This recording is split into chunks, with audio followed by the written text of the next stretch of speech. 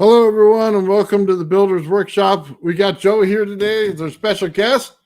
We got everybody. Benefactor here. What's going on, everybody? Guys, we're ready to rock and roll on this thing, man. We did a video a little while. I transcribed it, or I should say the AI did for me. And it was really cool, really informative. We're going to play a little bit of that today, but we're going to be talking about the Biefeld Brown Effect and what the actual true answer to that was. There's a lot of people that don't understand it. They still think it's an ion lifter. They think it's ion wind, and it couldn't be further from the truth on what it is. So with that said, guys, what do you think? Let's get into it. Right on. Okay. So the way this sets up, guys, we're going to do a little bit of the video, and then we're going to stop it and commentate. So sounds good. Also agree with me real quick.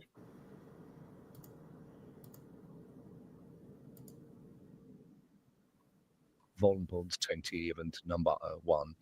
Also to be found at the Townsend Brown family website. The scientist and layman alike encounter a primary difficulty in understanding the Biefeld Brown effect and its relation to the solution of the flying saucer mystery. A proper interpretation of this theory is prevented because both scientist and layman are conditioned to think in electromagnetic concepts, whereas the Biefeld Brown effect relates to electrogravitation. Their lack of awareness is justifiable, however, because the data on electrogravitation, inasmuch as it is comparatively recent and unpublished development, has limited availability and circulation. Townsend Brown, the discoverer of electrogravitational coupling, is the only known experimental scientist in this new area of scientific development as of this writing. Thus, anyone wanting to understand electrogravitation and its applications to astronautics must dismiss the principles of electromagnetics in order to grasp the essentially different principles of electrogravitation. Okay, let's stop right there for a minute. They just told you electromagnetism is not it. So that means static electricity. That also means traditional magnetism as you know it. As we all know, everything's made up in volts and amps, and depending on how many volts you have in it, if it's really high, you get static electricity. If it's really low, you get high magnetism. It's all the same effect. They just said that it does not hinge on that alone. So you will get static electricity, and they'll identify that in here.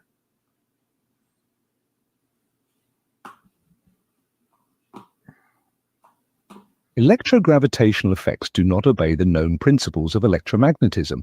Electrogravitation must be understood as an entirely new field of scientific investigation and technical development. The most efficient method of affecting an understanding of electrogravitation is to review the evolutionary development of electromagnetism. From the smallest atom to the largest galaxy, the universe operates on three basic forces, namely electricity, magnetism, and gravitation. These forces can be represented as follows. Figure 1. 3 forces. Taken separately, these forces are of no real practical use. Electricity by itself is static electricity and therefore functionless. It will make your hair stand on end, but that is about all.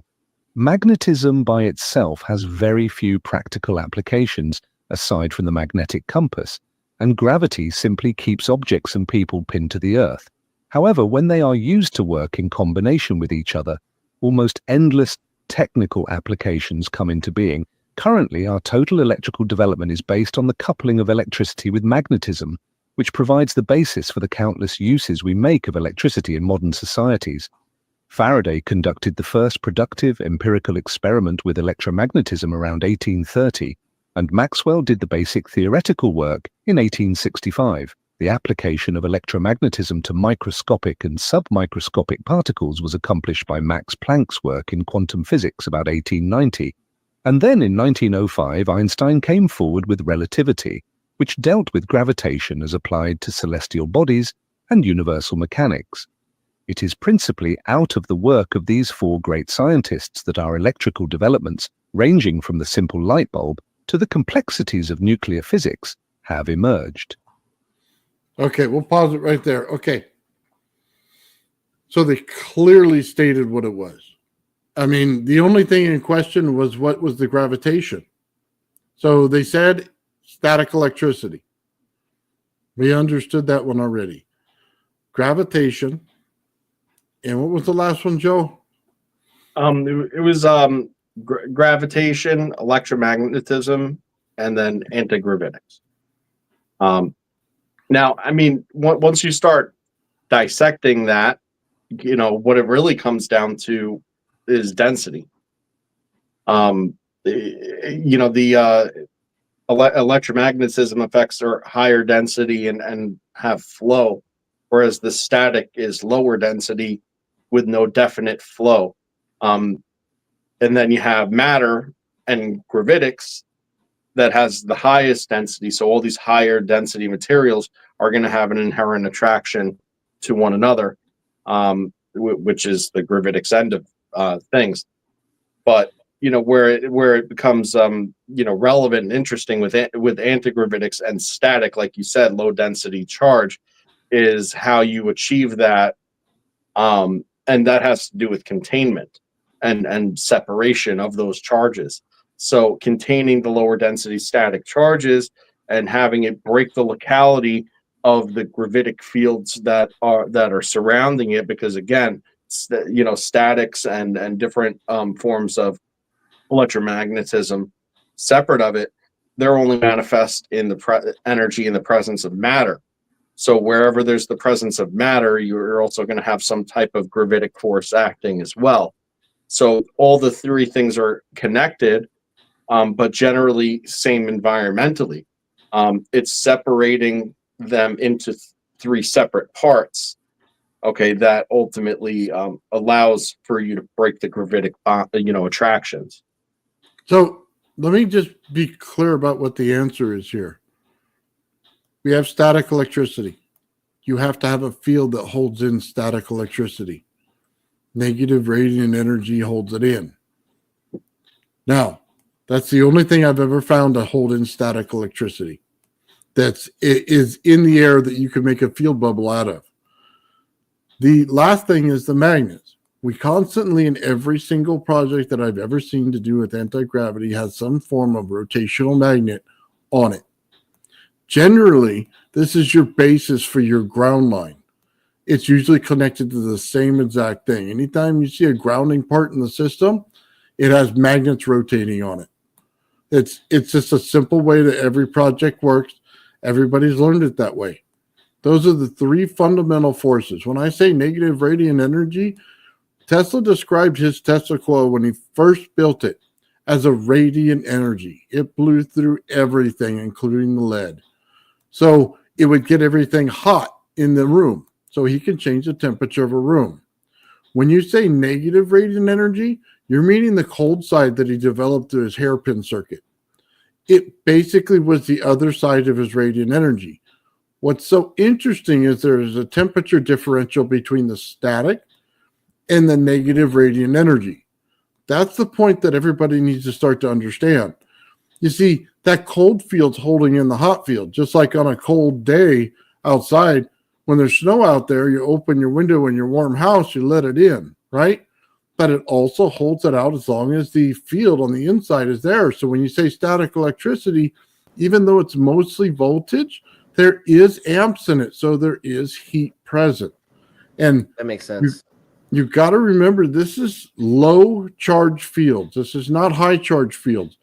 We're not in the positive portion, so we're not forcing electricity through everything. These are low charge. So everything has a low amount of energy going in, generally 10 to 12 volts in order to start a project like that, in order to see effects. So I just want to throw that out there so everybody understood. This is something that's already done, guys. This isn't something that's debating in my head anyway. I've already created the field. I've already got one to hold into the other, and I can push, static electricity across the room with that negative radiant energy very easily. Now, I want to jump the gun just a little bit before you put it back on, because I think that bringing it up now slightly will, when it's said, it'll bring more context to it anyway. They're going to go into the charge separation aspect of this. Okay, and one of the main things that they're going to bring up is any sort of materials K value. And what you're going to realize is that oxides generally have extremely high K values.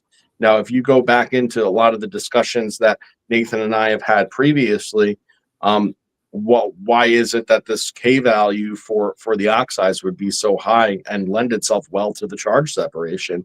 And it has to do with hydrogen depletion and play right back into the role of matter density. So it just one kind of tidbit that I wanted to throw in there now. So when it's said, I mean, that context is at least there, Well, not just that, you have to look at the structure of an item. Like if you mesh it, basket weave it, Mm-hmm. and it comes across that way, then the strength of it's so much heavier. So they talked about it in what was it? The Asian lady in the Bedini videos when he did that big series. She was talking about it. It's the cross thing. So even if you look at simple paper is a non-conductor, but when it's statically charged, it is a semiconductor. So energy will pass right over it. It'll make scales drop that weight or push weight upon the scale very easily if you do it right. And you could do that with, 2 flybacks in series. That's real simple. It takes out most of the amps, keeps it in very high volts, makes a great static charge. You don't need to go to the effort of Van de Graaff. That's way too much power. That's super saturation to a field where you're looking for a minute amount at a time. You're not looking to overthrow it, because what happens is in these fields, if you push too much in there once, it flows to the other side, and then boom, it starts shooting across the room. Right. So when you get the whole point of it goes right back to what I was saying earlier, which is you want a contained but low density field without the flow elements of it going on. Once you start overcharging it, then it wants to leave, because the distance differentials become greater and greater. So it could start having electromagnetic effects under those circumstances, the higher density it becomes, and have a greater outreach to matter in order for those types of effects to manifest. So it'll field flip on you. What'll happen is you'll get so much energy and heat going into your statics that it starts to become magnetism, like you're saying, right? Then that's exactly what I'm saying, right? It'll take the negative radiant energy and turn it into the positive radiant energy and blow the whole system out. So it'll become completely useless because you haven't built up enough field on the outside of the negative radiant energy in order to hold it in. It's all simply putting it together in the right amounts of energy. And then you have to create cavitation. You have to flip it at the right time, or you don't want to flip it at all? You don't want to flip it. You want to create cavitation. That bubble is your anti-gravity bubble. That's what Townsend Brown's trying to tell you in this whole thing. That bubble is critical. If you don't have it, you do not get anti-gravity. Yeah, and when we touched on this before the cast, that's exactly what we were saying too. This is cavitation. It's basically creating a vacuum to then fill it with something else, and then have something holding it in that creates the differential with its environmental factors. That is the fact that breaks locality. And it's that breaking of locality that ultimately allows for whatever's inside that field to basically not be necessarily affected by the electromagnetism or gravitic effects of the outside environment that it's in. That's exactly what's going on. Yep. So that's, by the way, that's why I'm doing the experiment I have, because it's all about cavitation. It is literally about that. So let's listen to a little bit more. Some interesting facts that come up, by the way. And if you haven't watched the Linderman thing, it's extremely important that you listen to that and how he describes how the Tesla coil works, because it's very, very much needed in understanding this a little bit, but we'll continue on. And there's some strange effects that goes on with the hairpin circuit that fall right in line with what this is talking about.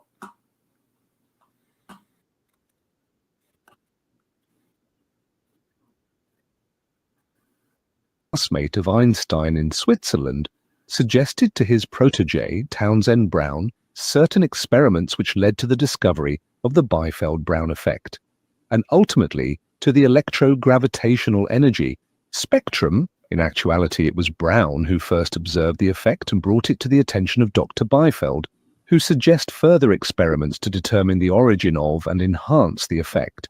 Juniper. Biefeld wondered if an electrical condenser hung by a thread would have a tendency to move when it was given a heavy electrical charge. Townsend Brown provided the answer. There is such a tendency. After 28 years of investigation by Brown into the coupling effect between electricity and gravitation, it was found that for each electromagnetic phenomenon there exists an electrogravitational analog. This means, from the technical and commercial viewpoint, potentialities for future development and exploitation are as great or greater than the present electrical industry. When one considers that electromagnetism is basic to the telephone, telegraph, radio, television, radar, electric generators and motors, power production and distribution, and is an indispensable adjunct to transportation of all kinds, one can see that the possibility of a parallel but different development in electrogravitation has almost unlimited prospects. The initial experiments conducted by Townsend Brown concerning the behavior of a condenser when charged with electricity had the characteristic of simplicity which has marked most other great scientific advancements. The first startling revelation was that if placed in free suspension with the poles horizontal, the condenser, when charged, exhibited a forward thrust toward the positive poles. A reversal of polarity caused a reversal of the direction of thrust. The experiment was set up as follows. Figure 2, Biefeld Brown Effect. The anti-gravity effect of vertical thrust is demonstrated by balancing a condenser on a beam balance and then charging it. After charging, if the positive pole is pointed upward, the condenser moves up. If the charge is reversed and the positive pole pointed downward, the condenser thrusts down. The experiment is conducted as shown here. Figure 3, Balance. Experiment. These two simple experiments demonstrate what is now known as the Biefeld Brown Effect. It is the first and, to the best of our knowledge, the only method of affecting a gravitational field by electrical means. Okay, hang on real quick. This is where people get confused with ion wind. This is not ion wind. You can pick up weight in an ion lifter. It is no longer ion wind. Ion wind runs at 2.4 meters per second. It is not strong enough. It will not push this thing up. You can multiply it by different levels of it in order to get it to go higher, but you're not going to do it on a single craft with a single lift. You'd have to take 20,000 volts in positive voltage on a voltage multiplier with an AC flyback in order to get the lift and be able to lift something else with it. No matter how many grams that is, that's the same effect that you have to do. You have to pull that field, just like you said. It's pulling it up. It is not pushing it up. It's pulling. There's a big difference in that. And then I think most people, when they start to get into their static electricity experiments, are going to find this effect because it'll show up every once in a while, but they'll not know what it is. And then once you know what it is, and you know how much more powerful it is, you're going to switch all of your experimentation from the simple ion wind to something else. And you're going to find it in that gravitation right there. It's a known experiment. I have examples of it, and it'll work. Yeah, I mean, I tend to agree. I mean, the having an ionic thruster, terrestrial, and in the atmosphere for any kind of Earth purpose, which is where gravitics is mostly concerned, right? It would be the most inefficient way to go about it because of the types of power levels that you would need to create it would just be dwarfed by that of conventional boom tech shit, like any sort of rocket's going to outperform that day in, day out, both for payload, speed, the whole 9 yards in atmosphere. I mean, In space, it may be obviously a different story, but then I think you run into and contend with the greater issues of, the fabric of time and space itself. At that point, if you want to achieve the higher degrees of, space transport and such. But, for purposes of what we're talking about, it's novel at best. It really has to do more with what you're kind of preaching and saying right now, which is all the charge separation and just making sure that that you're able to play one field off the other in order to get some sort of propulsion. Yeah, anytime I've ever seen those ionic devices, they're all made out of real light materials like tin foil or very, very light plastic frame. So they're not very heavy at all. Well, it's made out of balsa wood mostly. Balsa wood, tin foil, wire on the top. And the thing is, when you get to the point where you can just, instead of leaving the hole in the center, you can make it a flat top and you get it to lift. If you can put like a little bit of weight on it, you get it to lift. You're starting to see a whole different thing.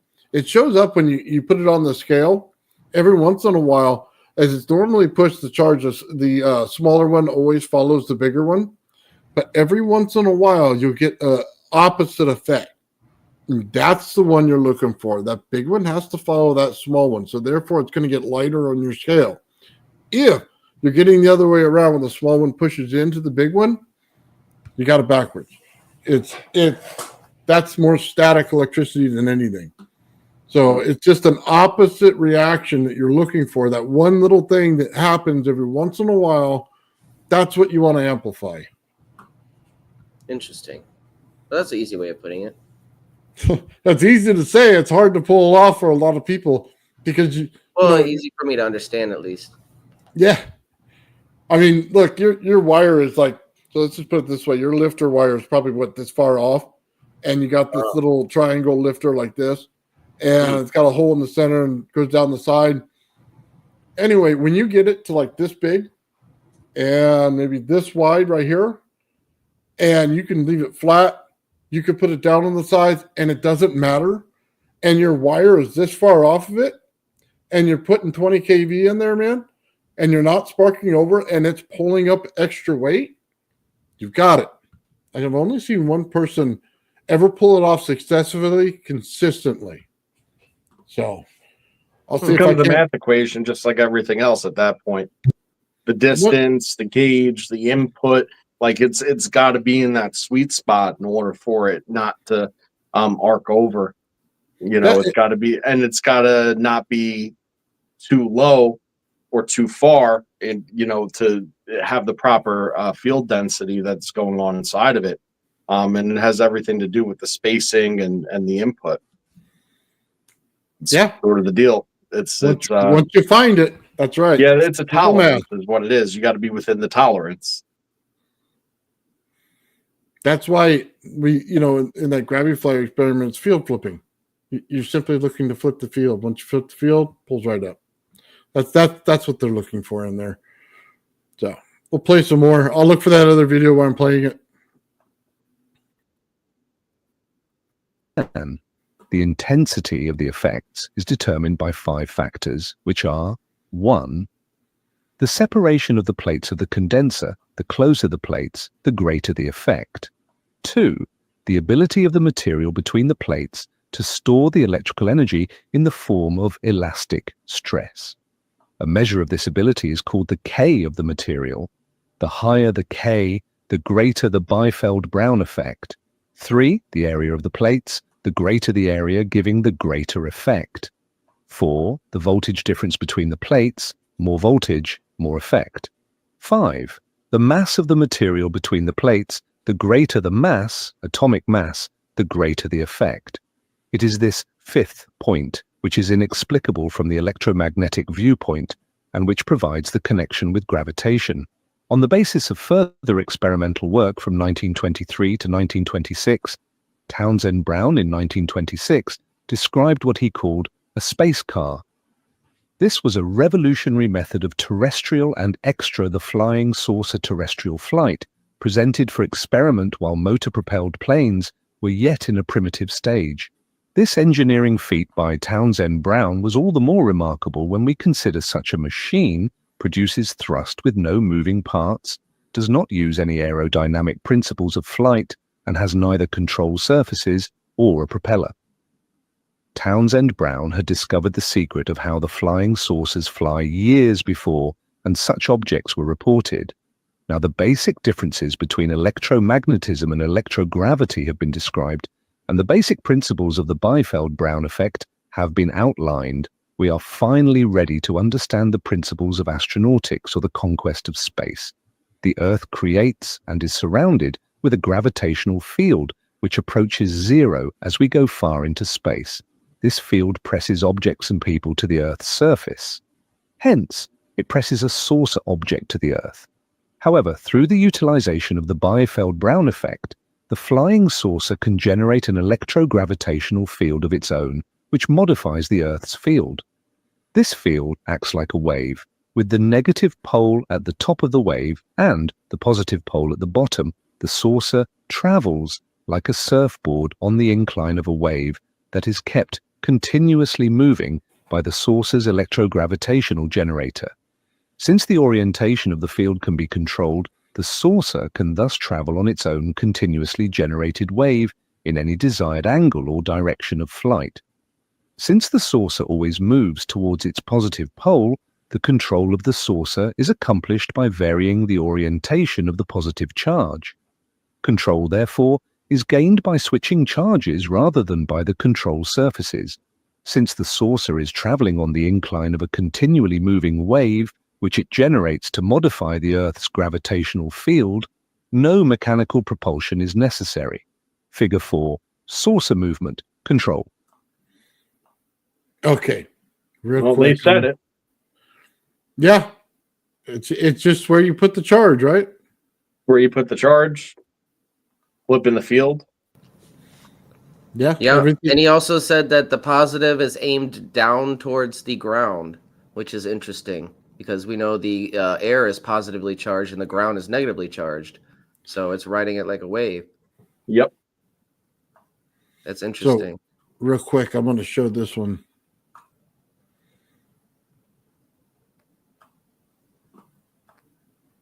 Now watch.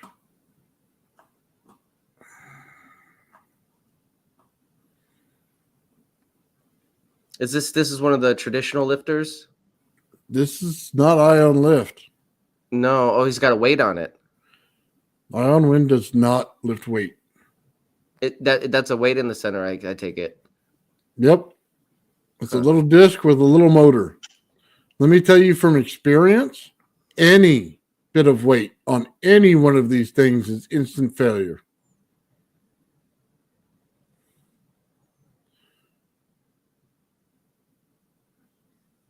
I mean, just the CD alone would make it fail. That's There's cool. nothing out of shot. It's all right there. You could tell when somebody's flipping the field versus somebody with ion wind. It's really stable too. It's doing like a nice little lock. Yeah, well, it's got the little string holding it down. Yeah, well, I'm saying it's staying nice and stable though. Still, nonetheless, even when he was playing with the weight and stuff, it was making a nice recovery. Yeah. So to show you right here, the little motor. If See if that I thing can was do able this. to freely float and fly, how fast do you think it could go? Oh, I have no idea. I mean, it would probably accelerate, as it continues upward. Just keep on going faster. They're trying to get. So you see the little motor in there. So let's just put it this way: every time you look at it, every bit of weight counts. Every single bit of weight counts. Every time you add more, you have to add more thrust to it if you're doing ion lift. This is different.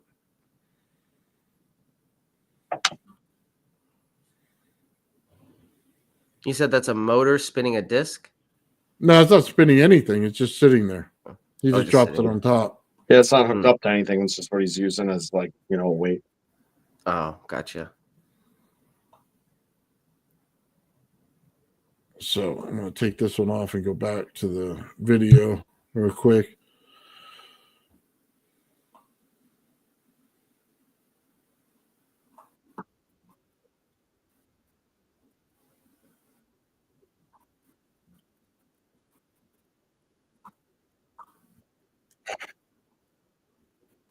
Analysis and empirical testing.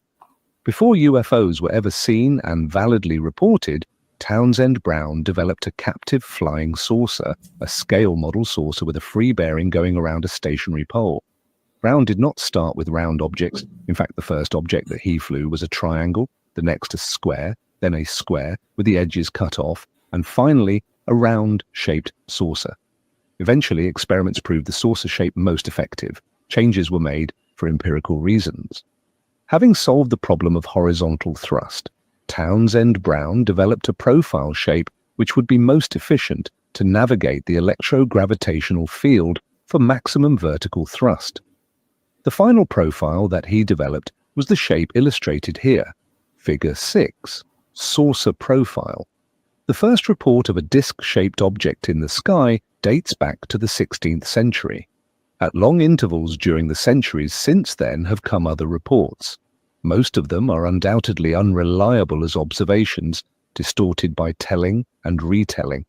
But in these older reports, as well as in the very numerous series which has accumulated since 1947, there is a teasing common thread concerning appearance and behavior which makes any certainties about the unreality of flying saucers very insecure. One of the great difficulties in substantiation of these reports is that, in both appearances and behavior, these objects seem to be simple scientific impossibilities. Here are some of the reasons advanced by technical men to prove the impossibility of devices such as the reports describe. 1. The reports reveal in most cases no method of propulsion which can be understood. There are no propellers in any of the reports.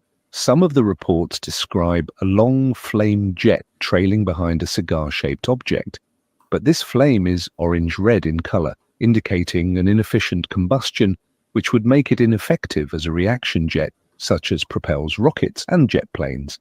No other known physical laws seemed capable of explaining the observed motion of the objects. 2. The reports describe a range of speed and acceleration from stationary hovering to speeds greater than present-day rockets can deliver, and the changes of rate of motion, the accelerations, are far beyond the capacities of any known man-made vehicles. Flight experts point out that such accelerations would impose impossible stresses on any human or human-like occupants. Therefore, they say the reports must be false or erroneous. 3. Many of the reports concern night sightings and describe a glow, usually of blue or violet color, around a periphery of the objects. Physicists have noted that such a glow is characteristic of a very high voltage electrical discharge, but add that this suggests no means of explaining the appearance or behavior of the objects described in the reports. 4. The description of shapes and performance seems to indicate a complete or almost complete disregard of aerodynamic principles. The objects seem not to need the support of air, as a plane does, nor to depend on the lift provided by properly designed surfaces moved rapidly through an air medium. These are weighty arguments, provided the assumptions behind them are correct. As I have previously indicated, the observed motion of a condenser has been labeled the Biefeld Brown Effect. Studying this effect, Brown pointed out in 1923 that this tendency of a charged condenser to move might easily grow into a new and basically different method of propulsion. Okay. So it's kind of interesting the way they start describing this stuff. And everybody puts these things in a vacuum. And traditionally, if you see them, we're not necessarily in the same vacuum. They're putting in a negative vacuum. We're in a positive vacuum in the earth. You know what I mean? So the visual look at it in a vacuum would just simply be what the negative on the outside, the positive goes to it, and then it gets a big glow that comes off of it, like a star device or something like that in a vacuum. That's what they're looking at, right? But you're never going to see that in the Earth's atmosphere.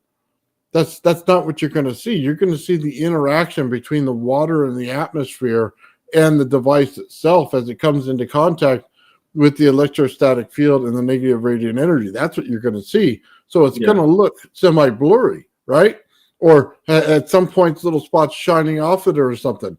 You're never. I mean, the reason that you would have that type of effect is to do with the gradient of the energy field that's being created as it interacts with the environment. So because it's a gradient type effect, that would cause that type of distortion of the atmospheric waveforms. Well, yeah, I want to say this because the stuff builds out like a gas. Okay, it's not a gas, so don't try to get me wrong on this. It just builds out that way. It goes through everything. So that outer field, by the way, I do a lot of experiments with it in water because it simply loves water. And I can't explain it to you. It just does. Every time you put it in there, it's energizing the water and pushing light bulbs several feet out, right? It gives you an indication of what's going on in the air around it. Mist, fog, anything like that with some water content to it. It's directly interacting with it, and it loves to interact with it. That kind of gives you a hint of what's going on. If that's your outer shell of your field, then that's the exact thing that you're interacting with in the air. You know what I mean? I wonder if it has something to do with protium, being abundant in water, and plasmoids using protium as an energy source. I was going with the hydrogen density of water, and the fact that it kind of bridges the gap between energy and matter, as far as there being a lot of free hydrogen available. Yeah, like it's just this good medium. Yeah. Well, right. It's the ideal medium, realistically. So he said water has more dielectric potential than air. It's interesting when you do the test and you're looking for stuff. So let me just say it this way. When I do test, I'm looking for something specific, and I just tell you what's going on in the test usually, but I don't tell you what I'm looking for. I'm looking for it to interact with the water. I'm looking for this field to build out the exact way that I'm seeing it built out on a UFO. So if we're seeing these things take presence that are going on in there, is your electronics messing with it? What field messes with your electronics? Why is it messing with them? What in history matches that description? So you go back and look, okay, all the car stuff shut off. They went over a nuclear facility and it started to mess with that. They started to trigger the nuclear weapons, right? What can cause that? We know that electrostatics can cause it. I also know that this field too close to it will cause it. Now, could it be neither one? Sure. But when you could sit there and run a machine and then have your computer flip on and off different web pages, you know that you're going to have something there. That's kind of the field you're looking for. The fact that it interacts with the water is also huge. You can't discount that in any way. It's what's needed. So it's building a thicker and thicker field on the outside as it pulls that stuff in, and then it's captivating that static electricity even more. So yeah. I wanted to pull something out of the comments that was kind of said and just throw out my 2 cents about it anyway. It looks like you all, Adam, said about the dielectric potential of water being greater than air. And then Eighth Center coming in and kind of saying that he disagreed. And I liked how he said this. The air is there. It's just stuck in a self-cycling system, right? That's actually a lot like a good analog to the static in itself and how the static operates. It's together and attracted to itself, but it also spreads and moves. It doesn't have a definite direction or flow unless it's contained, right? And that's the same thing with the air and the atmosphere. There's different properties of different air masses that come in with other air masses. It's where these air masses interact that the effect comes in, right? We always know that it's at the plane of interaction between the two differentials. That's where your storms are coming from. That's where the moisture is being sucked out of the ocean and the lakes from, and the atmosphere by large and whole, right? That's where it all happens, is at these these points of interaction between the two, but they are all free in unto themselves and going with their own flow and in conflict with one another. And this is the same exact thing with static fields as well, and it works almost as an analog to it. So it's just interesting to make that correlation. Think about it. When you talk about a hurricane, you talk about a tornado, right? What is the first thing that happens? Weather conditions. You're messing with the water in the air immediately. As soon as you do it, this thing's building up and it's pulling in the water to it. It tells you everything you need to know about the energy you need to create. We're not trying to create something that's not like the earth. We're trying to create it exactly like the earth. That's the thing. So when you start seeing that kind of storm build up, the water coming around it, things like that, that's trying to tell you something. It's perfect for interacting with the water.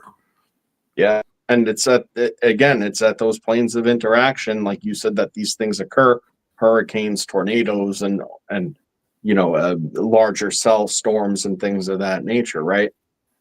It's just interesting to realize how these two fields that are basically similar in their composition are interacting with each other in such a way where they have flow of their own, except it's very light.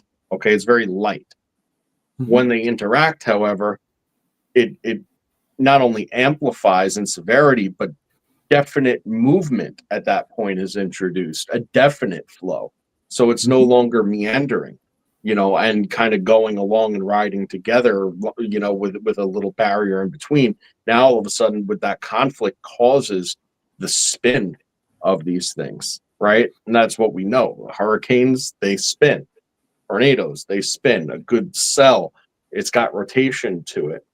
And that has so many different environmental factors to it that all affects it, right?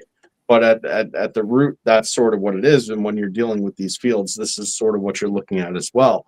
When you reach these high densities of the two interacting fields, you're going to get that flow. And that's the same thing as the spark jumping the gap at that point, or turning from one state of electromagnetism to another. It's analogous. So, couple things real quick. Lightning presents as static electricity in the beginning until it builds up high enough in order to shoot the lightning, right? So that's present. What do we normally put with these? But the magnet. The magnets create the swirling. If you ever looked on, say, the Weather Channel or something, they'll tell you that there's swirls in the earth, okay? And it's by some land masses, sometimes it's over the ocean. And you'll see the water swirling in there, and they always show it. What's going on there? You have a thinner crust in that area where that water is swirling, because underneath your feet, we have light magnetism. Well, light where we're not feeling the magnetic effect right away, but it's definitely there to swirl the water and stuff. Anybody who's done any experiments with that, put the magnet in the water, put the other magnet under it, what happens? It starts swirling. It's the same thing. All three things are always present when you start to get these fields that are going on in the earth. That's why they're always present in the UFO experiments. Yeah. Bouncing back into the comments again, talking about water as a liquid crystal. I mean, that's something we well established. And I know that we're in full agreement on. I think it's important, in differentiating the difference between water and then air, atmosphere, right? Is that the air in the atmosphere is not void of moisture and water, right? It's significantly, water, right, in nature in itself, right? So it's just a lower density version of, water as it is condensed and so on, like on the surface of the planet. It's just a lighter density of it, and shares a lot of the same attributes too. So, I mean, that's present as well. And I think that, as obvious as that is, it goes without saying, because if you're looking at an atmosphere that's void of moisture, then it's a totally different circumstance. That's not where we're at, though, right? So, yeah, I'm just throwing that in there. Also, somebody asked about the vacuum chamber right here, the Faraday cage. This energy blows right through a Faraday cage. The negative radiant, it goes right through it. It goes through everything. Yeah. It there's literally, nothing- unless you got some, dinosaur goop in there or some tar. You know what I mean? It's going right through it, buddy. There's no Faraday cage that can hold this in. I mean, Yeah, I mean, there could be like, the most depleted states of matter that exist, potentially could, like lead and so on. We know that could potentially block some stuff. But when you're talking about extra low frequency type stuff, you're not stopping it anyway. Most of the time. Yeah, Yeah, nothing that easily at hand, anyways. You Yeah. know? oh, trust me, man. I put foil all around this, being foil balls, everything. It went right through it. Yeah. Just You're not going to blasted. put a metal garbage can over your head and be protected. It's just not No. gonna happen. Dude, it seriously blasted right through a bunch of stuff. It was crazy. Every time I mess with it. I'm still impressed with the burrito, to be honest. So think about it though. You're exciting water inside of a structure, right? So it has a skin effect because it has a tortilla around it, right? So what are you doing? You're cavitating the energy inside of that as much as you possibly can. So what happens to the energy is the energy actually increases the amount because it's not automatically flowing out right away. It's holding in like a capacitor and then leaching out. So your amount of energy gets higher. When you connect it to more and more burritos, the reason it turned on that other Tesla coil is because it had like 3 to 4 times more energy by the time it got to it than when it started. That's why it just went to the number one coil and turned it on like it was a regular Tesla coil. So you can sit there and play with it and get plasma out of that second Tesla coil just going through 4 burritos. So, I mean, what's interesting about that is if you think about a microwave oven and how it works, I mean, we think about it as like exciting the water molecules, causing the heat and the friction. But at the end of the day, like that's ignoring the fact that, water is self-organizing and likes to connect with itself, right? We've all seen 2 drops of water, and what happens the moment they touch, they bang right into one, right? They have that property about it. So anytime you're introducing a waveform into that water that's riding in between them and separating and pulling those things apart, that's the excitement. Okay, it's actually pulling apart that inherent natural bond that they have with each other that's creating that movement, that's creating that heat in that context. Now, when you use the flip side of the coin, what does that mean you're doing? It means you're pulling the energy, you're pulling the water together. You're creating a higher density water state, and greater organization of the water molecules, better than they could naturally achieve, right? And that in itself, that's fusion. Well, not exactly, but that's a fusing effect. It's an attractive effect, and just like when you stretch a rubber band and it gets warm, when you let it go, it gets cold, right? We know that. You stretch the rubber band apart, it gets warm. You just put it back, it's cold. Same. It's the flip side of the coin. Yeah. By the way, I did it with grapes too. Just You have anti-plasma. well, yeah, but then I put the 2 grapes together and it created plasma between them. It was pretty interesting. Yeah, So, Nathan creating dark plasma. kind of interesting stuff there. I guess you just got to look at why it's doing it, not just what it's doing. Yeah. I mean, The why is more important, in my opinion. I know that's silly, but understanding the why allows you to solve a lot of problems. oh yeah, because it directly relates to the next project you're doing. If you can create cavitation in this thing, you already know you have more energy. You know you're creating a capacitor right there. That's why that device I'm working on is so important, because it's cavitation everywhere. It's holding energy fields in. You know what I mean? It's creating a structure where it just pulls everything to the center. You know what I mean? That's the giant what it sphere is. you're working on? Yeah, because there's a big thing in there. People ask, is it mass or is it energy that creates gravity? Some people think just spinning a giant object is going to create gravity.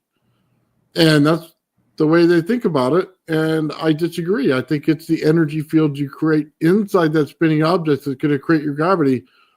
No, well, I mean, there would be centrifugal forces involved in. Well, yeah, but in that. But I mean, that only has to really do with the matter that's in that direct relationship. Once you get the charge separations out of it, like those effects should be countered, and especially if they're counter rotational and opposite.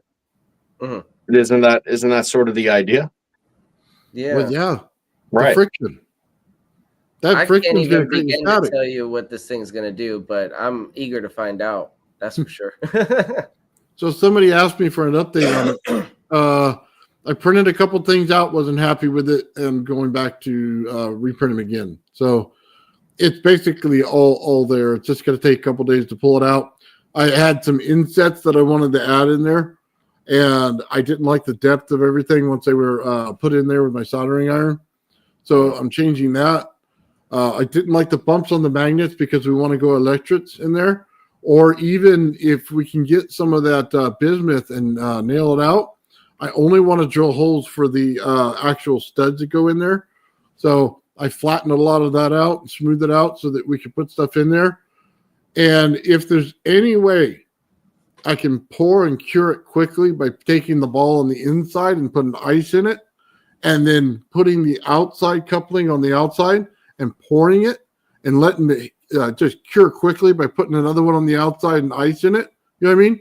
By creating ice on both sides, I can cure it quick without melting everything right away. Then that's what I want to do. So I think it's worth throwing out there, Nathan. You know, like I'm reading the comments, and Uel Adamus, I don't think I've seen him really on the chat all too much, and pardon me if I'd missed him previously, but like, you know, he's been paying attention. Like most of what he's saying is exactly what we talk about all the time, and I think that that's important to point out because, you know, it feels like we do get the same sort of questions about this stuff all the time. So, you know, props to you, man. Yeah, who was that again, Joe? I want to put up their comment if I can find it. Yeah, no, he's got a bunch of comments on there. Uel Adamus.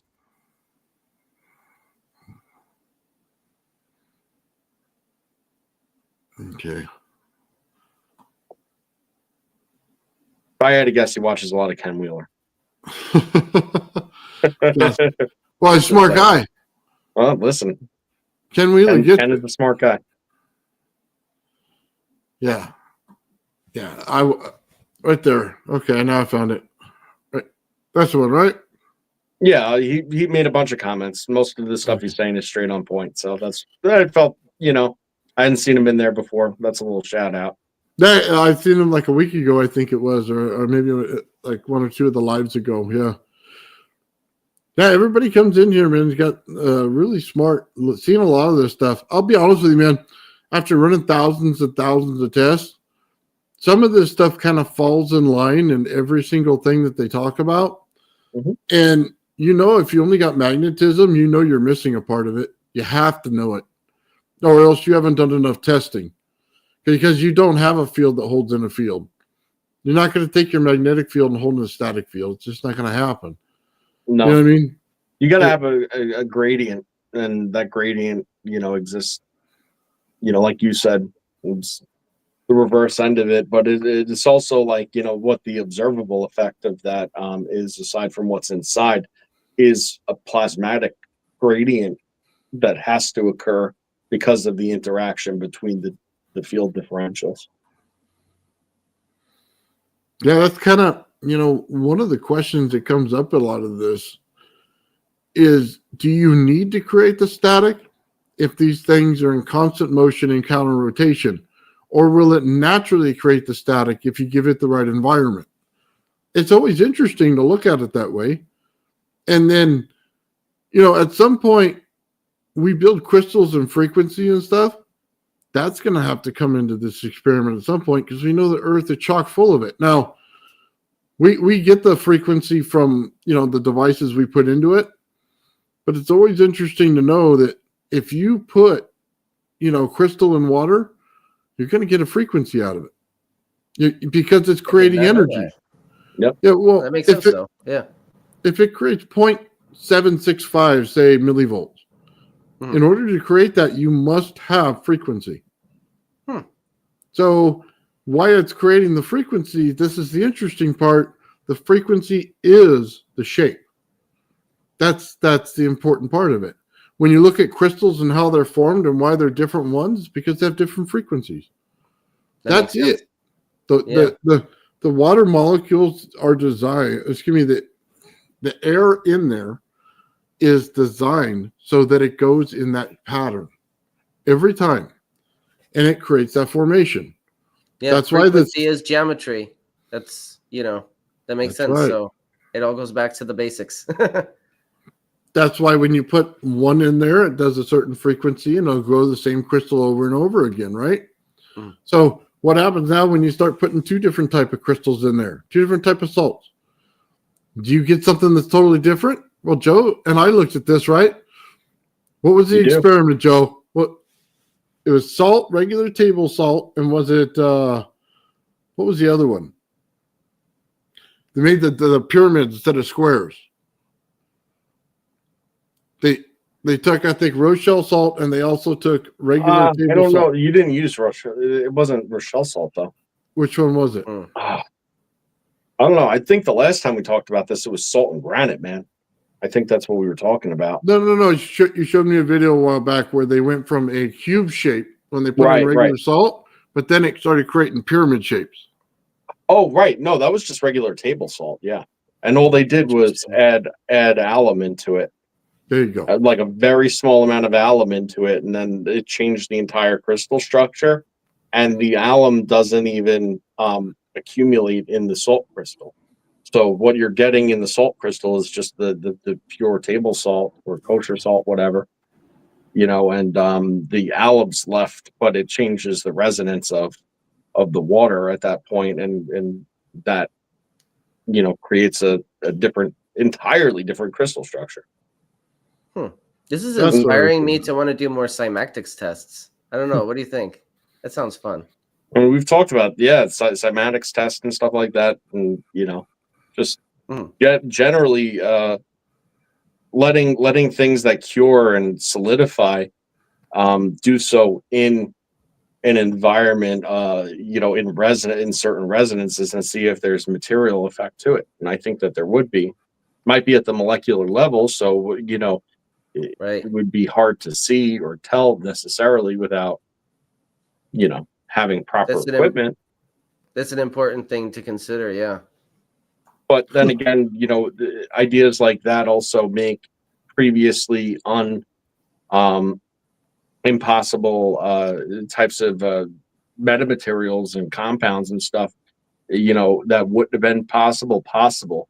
If you get the certain frequency into a medium like resin, for instance, who's to say that you can't add, some type of ionic charge into the resin and change the entire crystal structure and material, therefore, of the resin as it cures, just through ionization of another material. That happens with quartz all the time. It's hard to say why that wouldn't occur with the resin. Maybe it would be more difficult because resin's organic, and a lot of these other crystal compounds are not. But it's still something worth exploring. Sure. I had a question for you. It sounds crazy, but I was looking at roofing tar.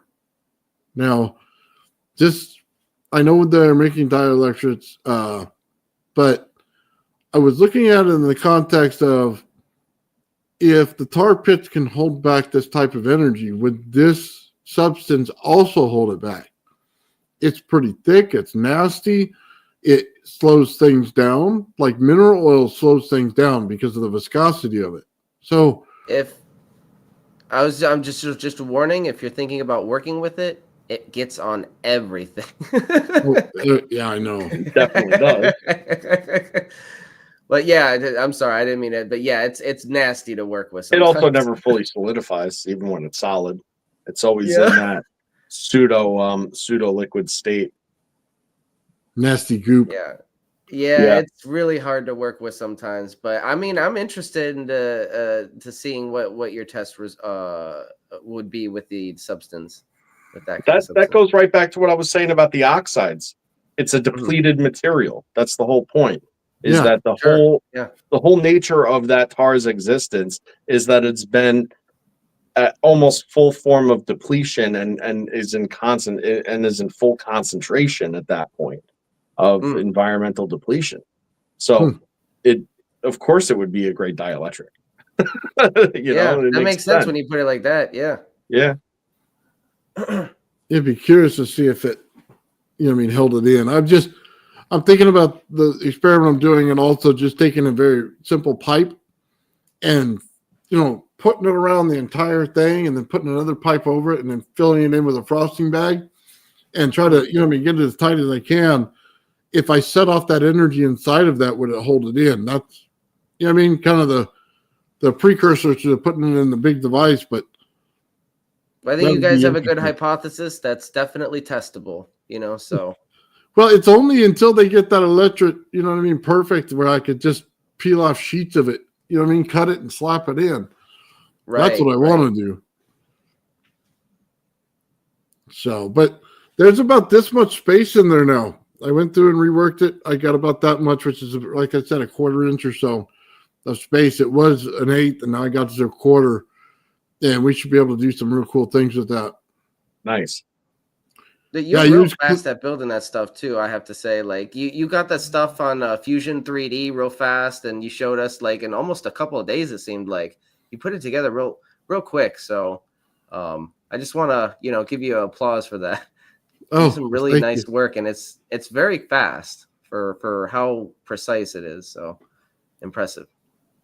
Well, I've been spending some nights in there, man, working with this thing and reshaping it. So it's I don't know. You've been spending some time in the shop. Are you in production with it yet, or are you still playing with all the proportions? I printed out like 5 parts, and I wasn't happy with some of them, and had print shifted, things like that, because I'm trying to run them fast to see, did I get all the bolt holes? Did I get everything in there? Did they line up on, all the bearings, the pipes, everything? So, and then did I build them too small? Is it going to work fine? Is it a good test? And you know what I ultimately came to? F it. I'm just going to put it together so I can have the device ready and I can just change parts out. Yeah, send it. Get one together just to see what's what, because if you kill yourself in these small stages, all you're going to find is that once you get one that seems perfectly right, you're going to run the thing, and then you're going to have to make some other kinds of changes anyway. So you might as well just, save yourself that work, get it together and just see where it's at. I think he'll be fine as long as he wears a hard hat. I think he should be wearing a lab coat, but that's just me. Yeah, that too. we all need lab coats. Just so you guys understand, I wanted to put out the STL so other people can manipulate them and put in their ideas and run it their way. But I wanted to make sure everything worked and I could show them how it goes together. That way, they can go, oh, okay, well, this is a simple part. Once I printed it out, I can go ahead and build my own, right? Or change it however I want. Bigger magnets, whatever your mind thinks of. That's why I wanted to do it. So, I've seen similar things where it's like there's magnets around it, and then if you spin it once, like counter rotationally, and you pull shift it from the internal magnets, and then there's a sphere inside of it, the sphere inside, spins more than what you input. So it's actually right then and there, it's a positive gain, but they're just really using and manipulating the fields and the proportions, of the inner and outer sphere in that case to get the additional rotation out of the center. But it was a long time ago. I want to say it was like 3-4 years ago. I saw a video like that, and I'd love to hunt it down because it was actually interesting, if nothing else. It just shows like that the transfer of energy, could potentially be greater, because realistically, it would take the same amount of force to stop what was on the inside as it did to what turns on the outside. So getting that gain in rotation wasn't at a loss, right? I think that's where the point is. That makes sense, because you see the same thing happen when I'm spinning the neodymium sphere inside the rodent coil. You know, you have the electromagnetic field that's spinning, and then you also have the sphere that's spinning. You know, it's reducing the input power, so it's actually, you know, generating a lot and adding to the system in the same way. Right, and they do have magnetic like transmissions, like multi-gear transmissions and things like that. That's right. Yeah. Also, that have 1-to-1, but they're still relying on gearing at that point to get the greater energy out at the rear end. But the whole point is that there isn't a loss in the shift, right? So it's an effortless and delayless shift between one gear and the next. Well, it's going to have to get back to the motor to add the energy, isn't it? Because you have multi-spheres rotating on the same motor. It's not just one by itself. Right. Well, I mean, in your case, and I've already considered that too. And that's why I actually said, when you're powering these things, if you get one of those higher end Dremels, they have a computer chip in it that has like a load adjustment. So when you lean in on the thing, it knows the extra load is on there, and it actually will increase the RPMs to keep it consistent based on the load that's on it, right? So not only are they super high RPM, but they're also, actively adaptive. So, whenever you're dealing with these internal potential like torsion fields and stuff, they could get really, I think it could get pretty rocky, man. Like, there's going to be a sweet spot of the rotation though, that I think that would probably be overcome. I just don't know what that figure would be. So check this out. Improving the gravity. It's so funny. We're going to prove the anti-gravity at the same time. If we can show how gravity is made, we can show how anti-gravity is made. It'll be that easy. They've already told us how they say it, through the Biefeld Brown Effect. I'm just going to show it in the reverse way. You beat me to it. I was like, hey, for anybody that watches all the time, you've heard this before. Well, they didn't run it in reverse. That's right. That's what Gerald tells you. That's right. Watch great. Right. We'll definitely have Gerald draw out the circuits.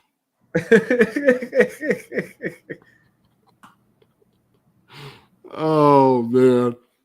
Yeah. Imagine trying to get out of a parking space, if you couldn't back up. Yeah. You know what I mean? Like you'd say, I could never get out of here, right? And so there's a curb in front of me. There's a car in front of that. There's two cars next to me. How the hell am I going to get out of this parking space only going forward? Back it up. Yeah. I just find it interesting. We're going to use the same fields and just going to do it in reverse. That's it. And they always say with gravitation, you're going to get time dilation. So I'm interested to find that.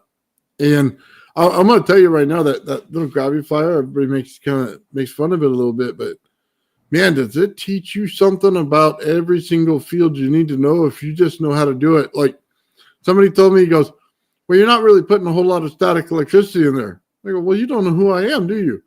I'm going to force everything to the limit. That's what I do. You know what I mean? I poured so much static voltage in this thing. Like it was literally spraying it. Like you would take a dryer sheet and hang it, about a foot away and it boom, right to it, man. Dryer sheet. Yeah. Right. The thing meant to defeat static. He walks by it and his whole jacket's just sticking to it. Oh.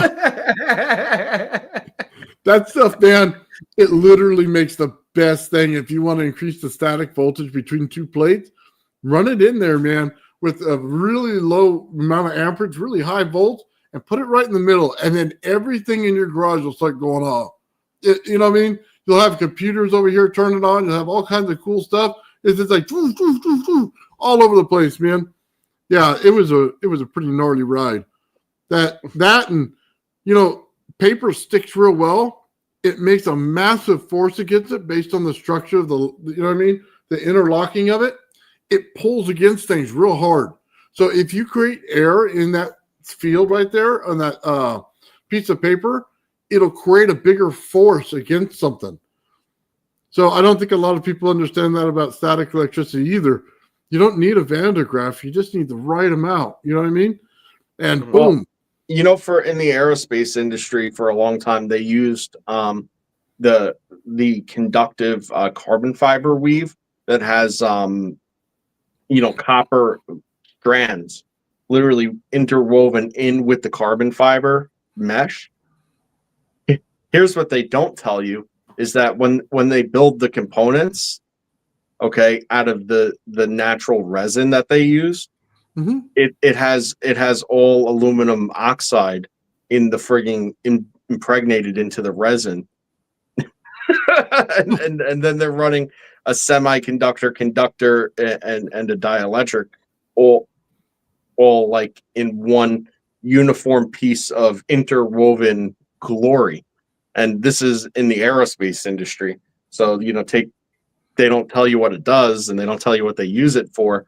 But ironically, it's not like the material itself is classified. You could actually go buy the material, and people use it for like knife handles and stuff because, it looks great. It looks great because it's black carbon fiber with bits of copper running through it. It looks fantastic. Yeah, that sounds Nobody's neat. thinking like, oh, well, what's the actual use of this? Yeah. Yeah. They call it all sorts of weird gimmicky things. They'll call it like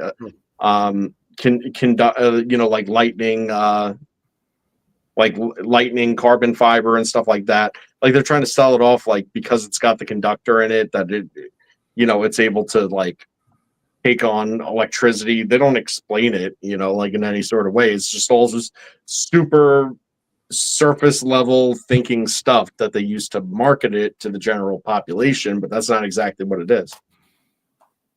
Yeah. So funny, man. But yeah, a lot of the stuff with copper, though, man, copper sucks things in. It causes problems when you're starting to work on some of this stuff. So one of the things that people should know is in order to create the anti-gravity, you got to beat Lenz's law. So I know a lot of people out there don't think it's possible, but when you create the negative radiant energy, it absolutely does not interact with your magnetic field in that way. You can literally just take it and put it over top of this thing, and it's not going to pull it towards it at all. And yeah, there's multiple ways to bypass Lenz's law, theoretically at least. Well, it's not theoretical. I've done it. It flat out will accept the energy. It will not interact in the same way. It just doesn't have that part to it. That's why it couldn't be static electricity that you're creating. You would still get a magnetic component and it would still interact in some way. So in this stuff here, it doesn't interact in that way at all. You're forcing the field, the magnetic field inside the device and then the outside, and it changes it completely when you flip it inside out. That's why it doesn't interact. It interacts with water differently than anything else. Now, I'm not a proponent of talking all too much out of line, but it's all right on subject. And Go ahead. Like what is going into the center of the Tesla coil and what we're kind of talking about now, okay, and then what's being discussed in the chat and what I said earlier, you need to start putting pieces together as to the extraction of some of the cold energy sources and how that actually is accomplished at a high rate of efficiency, and it all has to do with differentials. Now, that's all I'm going to say. Like, you could either figure that out or you can't, because I'm not your mom and I'm not here to explain everything to you. Like, you got to be able to understand the concepts of these field compressions and then how to maximize that field compression, what affects it, what doesn't, in order for you to fully get it. I'm not trying to throw a riddle out there. It's just take a look at the videos and notice a consistency and then say to yourself, why is it always this wire down the center that's doing it? It's not a magic wire, it's just a regular wire. Right? But it's always the same wire, same type of wire. Yep. Why? People, well, why? Like, this is for you to figure out. Like, there's only so much we can really tell you. Well, that's why you always got to do the experiment the same way the inventor did it. That's it. You got to find out why he did it that way and why it was working that way, because in other ways it won't work at all. And you don't think that you changed anything, but you did. Mm-hmm. Right, because you take a raw piece of copper wire and you shove it down the middle, and you're like, "How come this doesn't work?" I don't know. Why doesn't it have the same I don't even effect? run experiments, and I know why it works. And it's not something we talk about. No. But, you know, I'm also not saying the quiet part out loud. You either get it or you don't. Like, I don't know what to say. So what is everybody looking for? Longitudinal waves? Is that what they're looking for? They have transverse and they're looking for longitudinal in order to get anti-gravity. Have you ever seen one? A longitudinal wave? Well, I mean, you know, I have good eyesight, but at the end of the day, like, I can't see shit that is invisible. No, I mean, fair I've enough. seen somebody demonstrate it with the spring. Have I ever seen it? No, not with my own two eyes. Like, I can imagine it. It goes this way instead of both these ways. A spring. Oh, I'm just asking a simple question because a lot of people say out the same buzzwords all the time, but they've never seen the field. You know what I mean? That's what's so interesting. Well, how do you identify what it is when you've never seen it? And why is it so different from the other fields? You see, when you start saying static electricity or magnetism, why is that so different than what we're working with? Do you know what I mean? think this is how theory gets separate from experimentation. You know, people who just theorize versus people who, you know, actually experiment. Sometimes things are different when you actually experiment, and they can't be fully explained just by theorizing, you know? Well, they can be fully explained by theorizing, but theorizing can't take into account all the environmental Right. intricacies of any given system at any one place at any one time. I mean, listen, Ian trumped me on that. Yeah, you're right. I've never seen a longitudinal wave because we only hear them every month. I love can't you, hear. man. Wise as I love you, bro. No, he's right. Yeah. He's dead on. That's fair. I want to throw things out there for people like that because they always get the same buzzwords in the comments when they like reply to my videos.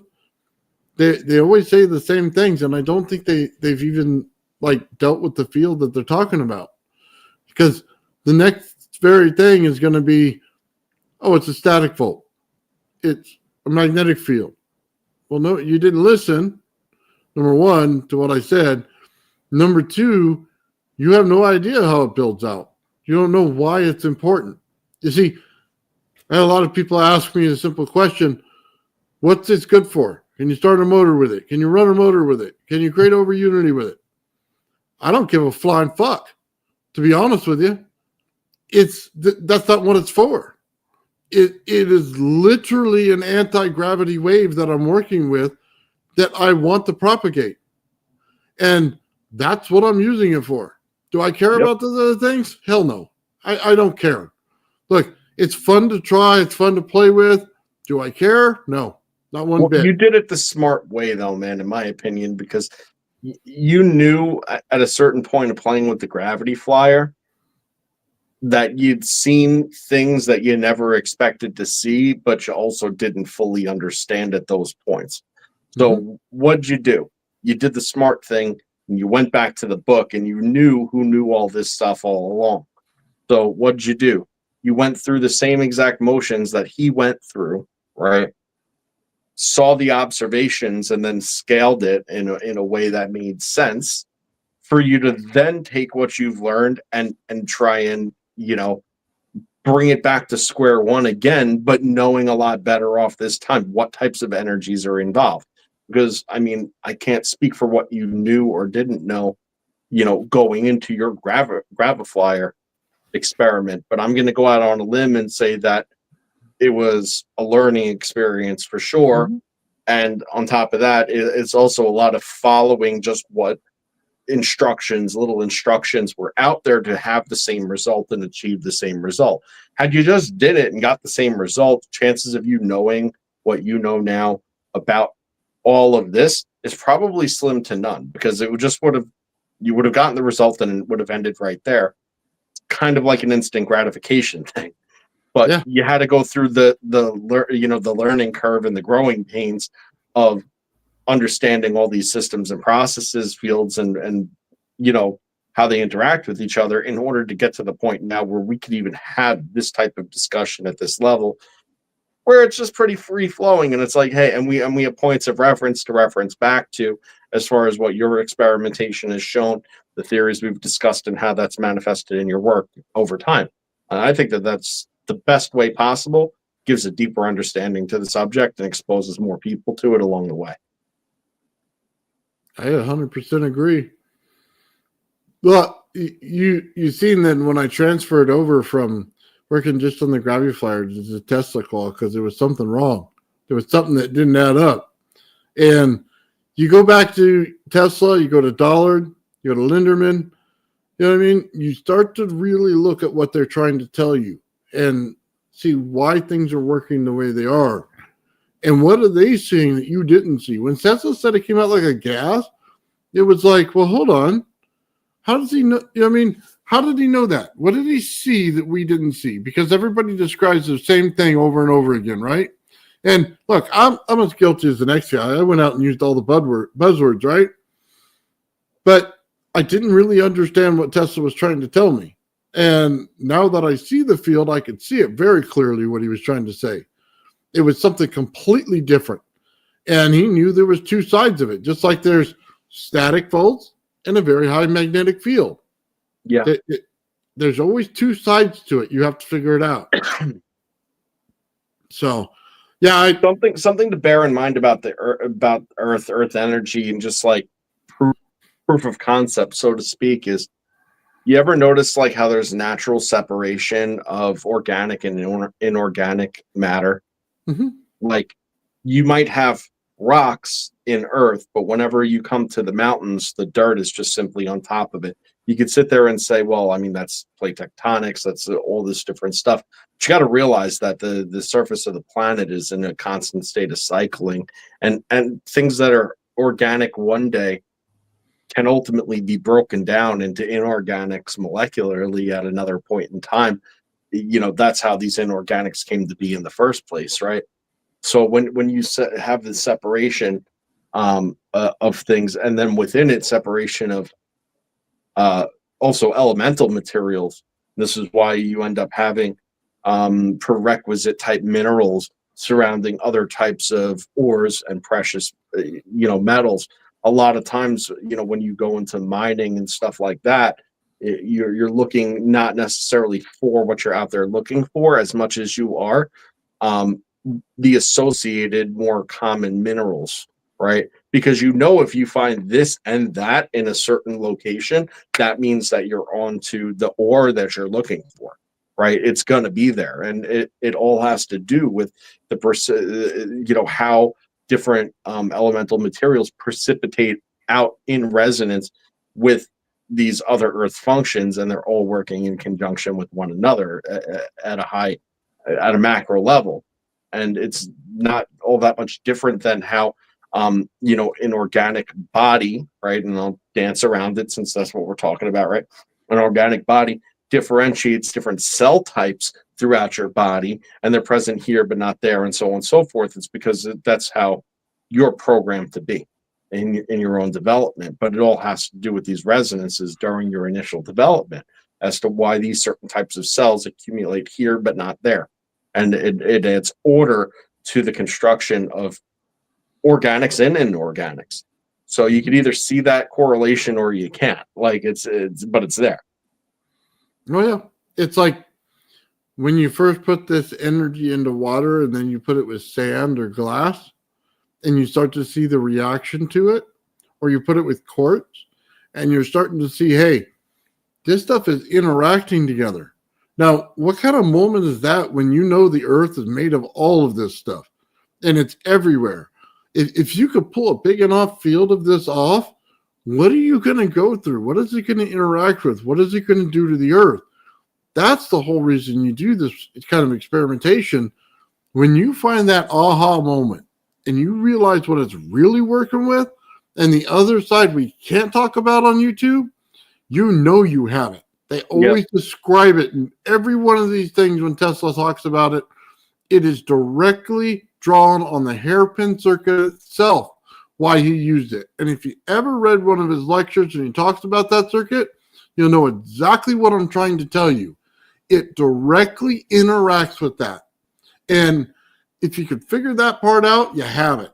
You know that you have exactly what he's working with. And our audience is on to reading between the lines on it tonight. They're picking that out of what we're saying, and we're not saying it, and we're not even really going there. So kudos to you.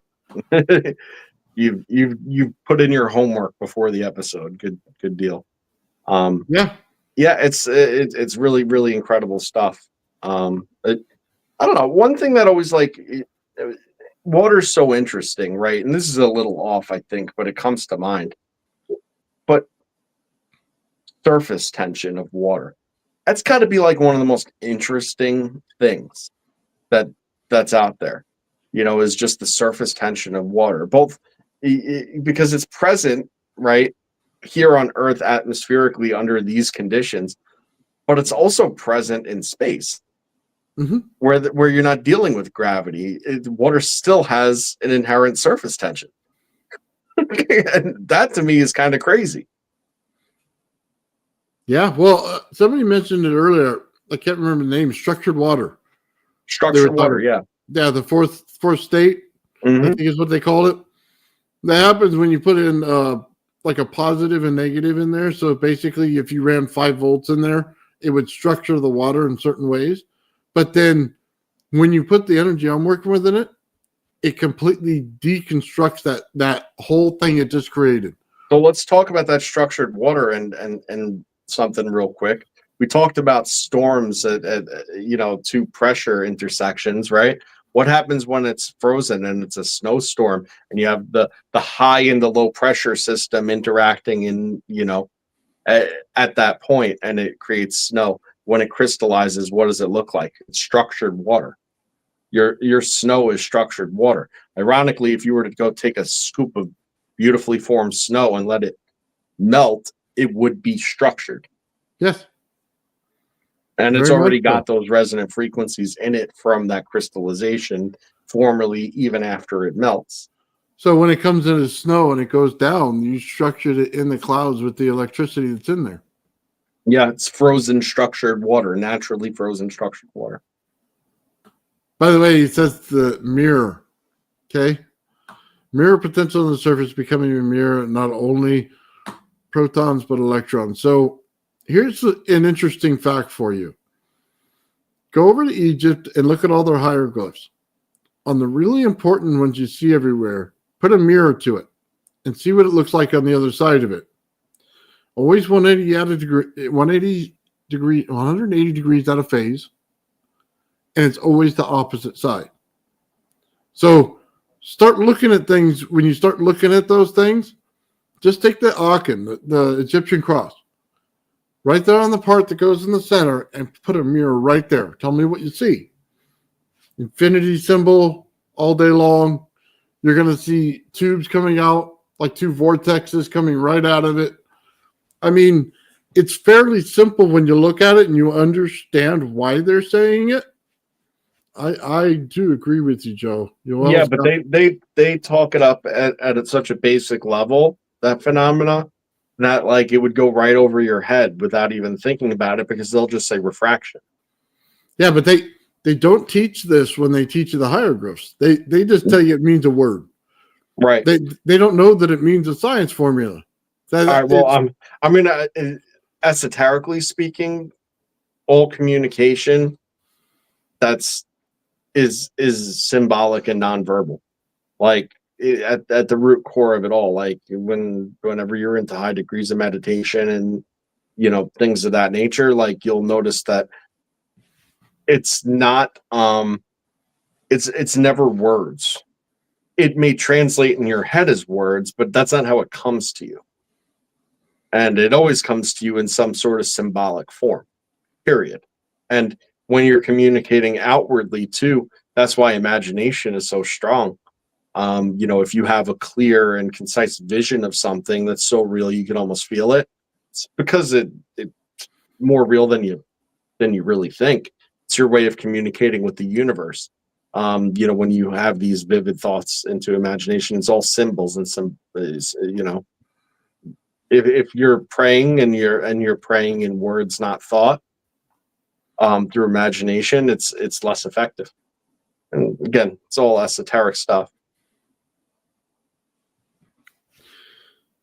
Yeah, it's pretty interesting. I think that it's more interesting to look at that stuff if you understand the science behind each part of it. Then the whole thing starts to make sense. When they say, we put a crystal in to change the energy of the room, right? Say, okay, so what'd you do? Most important part, you placed the crystal in water. You didn't just place it in the room, you placed it in water. Why? Because the water amplifies the resonance that's going on in the crystal already. So what'd you do? You put a frequency in there. When you put frequency in there, it's like putting on your stereo headset and listening. You're changing the mood in your head based on the frequencies that are coming into your ears. I always found that fascinating. So when you look at certain shapes and stuff and you look at different coils, it's pretty interesting why they're building the certain shapes in every single one of them. It's telling you a story. It also tells you how to build it if you pick up on everything we're talking about. So. Yep. Pretty much. Yeah. There's a big difference, by the way, between running things in your head and figuring things out based on the writings and when you build it. When you build it, you're going to get the answer. There's no getting around that. You cannot push yourself through your mind because you don't know what you're looking for. You haven't found it yet. And that's the hardest thing about all of it is you have not seen it yet. So how do you know to look for it? How do you know how it interacts? How do you know that what they're telling you is correct? How do you know? Like, for instance, if I said I took a DC flyback and I ran it as static electricity, you'd all tell me I'm full of it. But if I told you I ran two of them and I told you exactly why, that I actually reduced the amps in it and brought the volts to the ceiling, then you go, well, that makes a lot more sense for static, right? Well, that's the difference between me knowing it right off a hand by building it and you trying to, figure it out in your head. There's a big difference. You have to build this stuff. You have to see what the fields are. You can't just say, hey, they'll interact right together because some of them won't at all. I put a taser voltage, right, in these things and blasted them. And then I shot the DC high voltage right through it, man. And that sucker was the most violent reaction you'll ever see. They did not like each other at all. It wasn't pushing away from each other. They absolutely hate each other. But then when Sean goes with his Tesla coil and he makes this round ball, right, with the Tesla coil, then the ground wire is shooting electricity into it. It tells you a whole different story that no one's seen. I don't think anybody's seen that except for him until he did that. And then the tendrils that come off of this thing, instead of big high sparks and stuff like that and the color of them, he's working with a different energy. I told him, that's insane. I told him, hey, put a capacitor between the ground and the wire that goes to the Tesla coil and trap that energy in there. You may be pulling all kinds of energy, you know what I mean, with how many grounds that you put in the ground. Oh, you may be pulling a ton of energy into those caps. You know what I mean? And all it is the Tesla coil was the draw in order to pull the cold energy in because he had created the right environment for it to do it. It could well be, and a lot of times, as often funny as it sounds, is when you're doing your experimentation and you see these certain observations, sometimes we're so focused on what's going on at hand that you never look outside of that. But oftentimes the answers that you're looking for lie right around you, and just things that you know, and how they work, just on such a fundamental basic level, because you just look at them every day. And I think that that's probably the critical missing part of any, like, a lot of people's thought processes, is just getting so fixated on, like, this is what's going on with this, that you fail to look around you and see the greater picture of what it is that can help you understand it better. But Sean's stuff is absolutely incredible, and I've said that to him time and time again. The way he runs them are so visually impressive, and Yeah. just what they do at the same exact time. I know that by just making a couple of tweaks, and I've said this to him before, too, on the side, make a couple of tweaks to it, and all of a sudden you're going to get the full realization of what it's actually doing. And it's exactly what you just said. You might be pulling in super amounts of energy on this, when you run it that certain way, and you put some caps in to capture it. The field compression in some of his geometries have got to be really, really insane. Well, to the roof. Because Really, the way he really builds them. insane, especially in those cone shapes that he was doing when he, like, I just feel that particular geometry, especially when he was doing it opposite and inverse, with an hourglass, that's the inside of a torus. At that point, you're just duplicating the geometry at a higher, higher dimensionality. I think it's gonna exploit it beyond all belief, to be real. And if he could just set it up like you're saying, it would be wild to know what dual field compression like that in that geometry is going to look like. I think it's going to be extreme. For those of you who don't know, and I'm sure most of you all know, Sean winds his coils in a AC flyback format. So bunch of different dividers, and he wraps it around there like 4 or 5 times, and then he hits the next level, and then the next level, and the next level, and then he puts it in epoxy. So when he does that, it's changing the fields and how they come out. Interesting thing, Tesla once described how the fields of the Earth works, and it mapped out exactly like Sean's coil, his Death Star coil, that round one. It was the same exact mapping. It was ironic. So I sent that to him. It was pretty interesting. Also, you all's hitting it on the head again, man. This dude's coming up with the stuff today, and it's all stuff that we've always talked about. That the potential is coming out of the fields that are already in the environment, and the whole nature of the tendrils and the reach of it's totally analogous to a lightning bolt at that point. And we know how the lightning bolts hit. They have to send a feeler out of an opposite charge to make the connection, right? So when you're pulling those, like, it's got to be pulling that from the environment to make that hit. So when it's like, doing it over and over and over again, that's it pulling all the energy in toward it. That's proof of the pudding right there. well, think about how a Tesla coil works.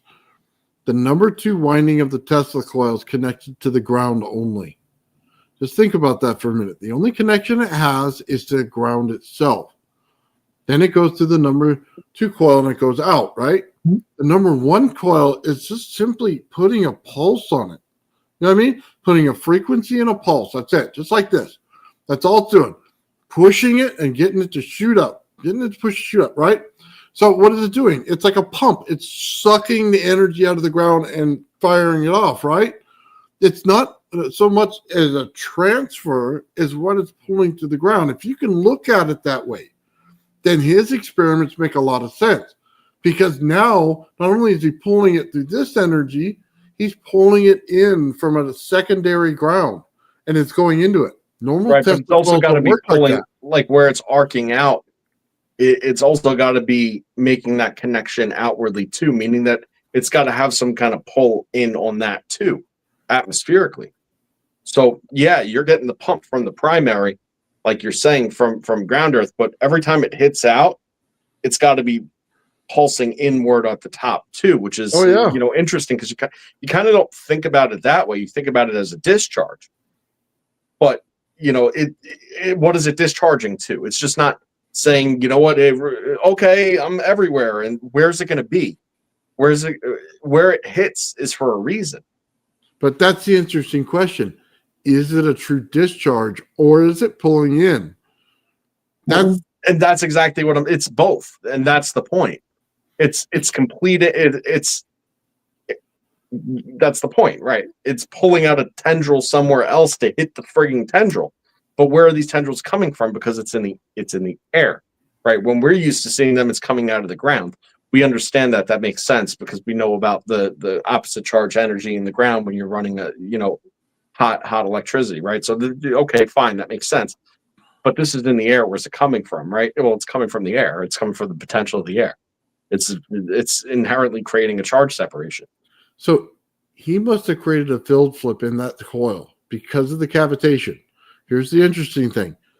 He had to have. There's no getting around it. So when I do my experiments with the cold energy, and then I put like on one side of the light bulb, I'll hook up the energy, right? Straight to it. It doesn't get brighter till you hook in the ground itself to it.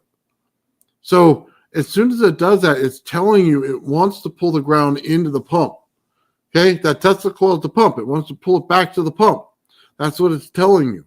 So he had to have changed the energy in order to get it to pull like that. He had to flip it. Well, I mean, look at a lightning bolt in itself. You're saying about cavitation. A lightning bolt in itself is a prime example of cavitation. It creates such a high energy differential in atmosphere as it's going to complete its circuit, so to speak, and discharge. But once it's discharged, you're left with a void. And that void, because it's in atmosphere and it's no longer stable, that automatically collapses. That's how you get the sound of lightning. It's the splitting of the atmosphere and the collapsing of it. And it's purely a cavitation effect of the atmosphere. Yeah. So based on what we were talking about earlier, right? Plasmoid. Or how do you think it's built? I mean, you have to create an environment where the electricity is held in, right? A charge, yeah. But call it a charge, but yeah. So if we just told you static electricity is held in by the negative radiant energy, what happens when you amplify the fields and get it to a higher amount that'll be sustainable? All you're going to do is take your electricity that's in there, static electricity, and you're going to turn it into lightning. And then all you need to do is force the other side to hold it in. So you're literally going to get a lightning ball flying around. That's literally it, guys. Star in a Jar is a great example of that. All they did was stabilize a cavitation bubble. If you could stabilize a cavitation bubble that's in a constant state of expansion and contraction, but it can't go anywhere because it's in multi-directional equilibrium, it's like I'm just a charge particle stuck in a bubble, and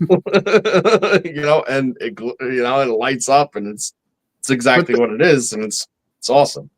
But that's the thing, though, when you see them in the atmosphere, okay, so just understand this. You're not in a vacuum. You're not in that enclosed environment. That means that it has to be able to build those fields in the outdoor environment. Yeah. But that's why it's important to understand it the way I was trying to tell people earlier. There are two fields to be created. One is the energy inside. One is the field that holds it in on the outside. You're going to create a plasmoid. Now, how do they react to the environment? See, they go wherever the hell they want. There is no gravity on that thing. It literally darts wherever it wants. Yeah, and it doesn't know any bounds either. It could go through things. So if your charge is going everywhere where the positive end goes, it moves. Just like it told you. So that's all you're doing here. It really comes down to a basic understanding. If you can create that in the lab, you have it. Right. That's all you need. One single spot where of the opposite charge, it's going to be attracted to it, and it's going to basically chase its tail at that point. That's right. You do away with the spot, and then next thing you know, it's stable and locked because it has nowhere to go. But you bring it back, and then all of a sudden it's doing whatever. Now, ironically, I would say that environmental factors could potentially of an opposite charge could play a role on that. So if you build a high enough energy density of the opposite charge, then all of a sudden, now you're looking at like a, three orbs disappearing an airplane sort of situation, where you're ionizing, the dielectric of the aircraft, and all of a sudden, you got like some instantaneous dematerialization going on. If you create a high enough charge state on the outside of that plane, absolutely. Sure. And, because they're pointing the direction. And then once they all come together, of course, you're going to get a bigger field that opens up. Well, think about the power density of that. It would create instantaneous cavitation with two opposite fields being attracted to each other and piling into each other instantaneously. Well, that's millions of volts slamming into each other at a very fast rate. Yeah. And of course, they would go around each other because they're all looking to chase the tail, like you just said, right? Chase the tail. Get into the plot where. Right. You don't even need multiple tails on each orb in that case. You just need one to have that charge, and next thing you know, the next one's going to chase it. The next one's going to chase it, and then you get an orbit at that point. So if you tried to take down a plane, okay, with directed energy weapons, and your stuff was malfunctioning, you're going to put a huge charge on that aircraft. You're going to take all that aluminum, and it's going to sit there with its eddy current and force that charge right outside the aluminum, and then it's going to stay there. Okay? Now, it's going to have turbulence like a mother. You know what I mean? Yeah. But it's going to create the correct state in order to do it. Now, what's interesting about it, though, is, right, I said dematerialized before, and that could happen, but when you have your independent plasmatic forces as the causal ionization of a secondary object, everything ought to be in resonance. And based on how scalar generally would work, I would say that event would actually, not necessarily dematerialize, but rather, like that's teleportation, man. Like we've talked about that before when we talked about Bearden and just, sucking all the energy out of a certain location. But if it's in resonance, it's not destroyed. Right? If it's out of resonance, then it's dematerialized because there's no stability. So there's no choice other than to become entirely energy depleted, right? But if it's in resonance, then it could actually be entirely energy depleted, but then returned to where the hot end goes because the vacuum in the pump, right? And you collapse the wave function and goes back to where it came from or wherever you redirect it or capture it. Sort of how it goes, right? So, listen, man, that stuff is... it is what it is. All you got to do. It always feels really, really woo talking about it, but I tend to follow the logic and believe it. Well, I don't know. All you're doing is bouncing frequency inside of one of those plasmoids. You're literally causing a state where it bounces the frequency all over the place. That's it. That's why some of this stuff's so important when you get into cavitation and learning how it works. So. We're going to bounce the living daylights out of that frequency. That's why we want to use aluminum and not, say, copper or iron, right? Because we don't want it sucking into the metal. We want the faster you go, the more it stays off the metal, the more it hates the metal, the better it is. You know what I mean? That's why we want to use it. We don't want it to be into that metal at all.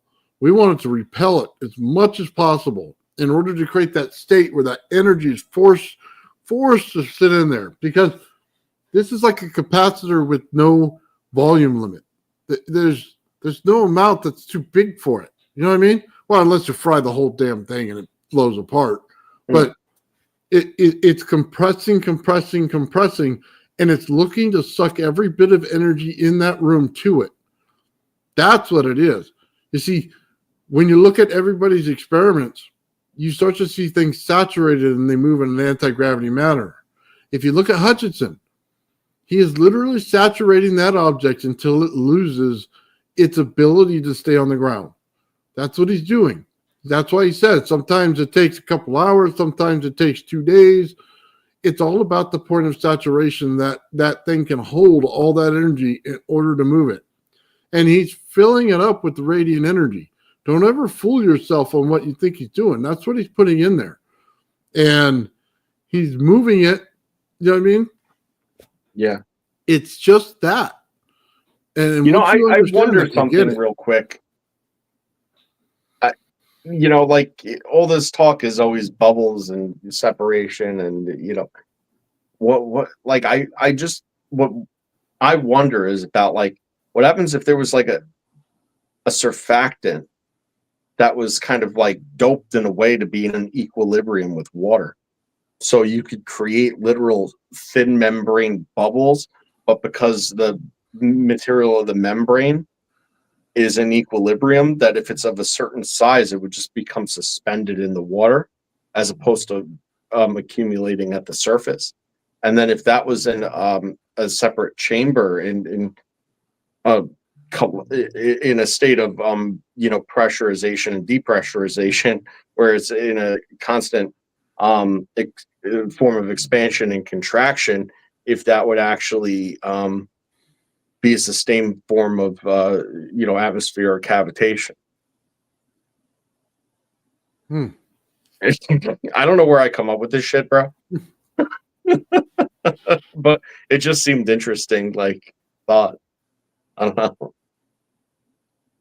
know. I think that surfactant should be played with in terms of what you're doing, because if you run it through water and everything that you're doing, and then you add in a bubble to it, like an actual physical bubble, it'd be interesting to know if there's charge accumulation in those bubbles, even just regularly. And then if they pop, what happens? Yeah. That's if it sprays it sideways, you got something, right? Right. Might be able to tell you something.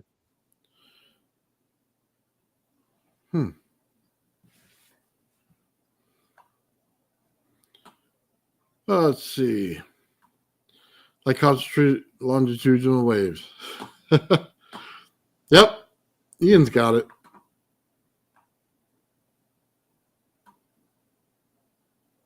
Wow. You just can't please some people. Huh. Oh well. Nope. Not there's some people that no matter what you show, no matter what you say, no matter what sense you make, whatever. Brown's gas. I had some of that earlier. Yeah, me too.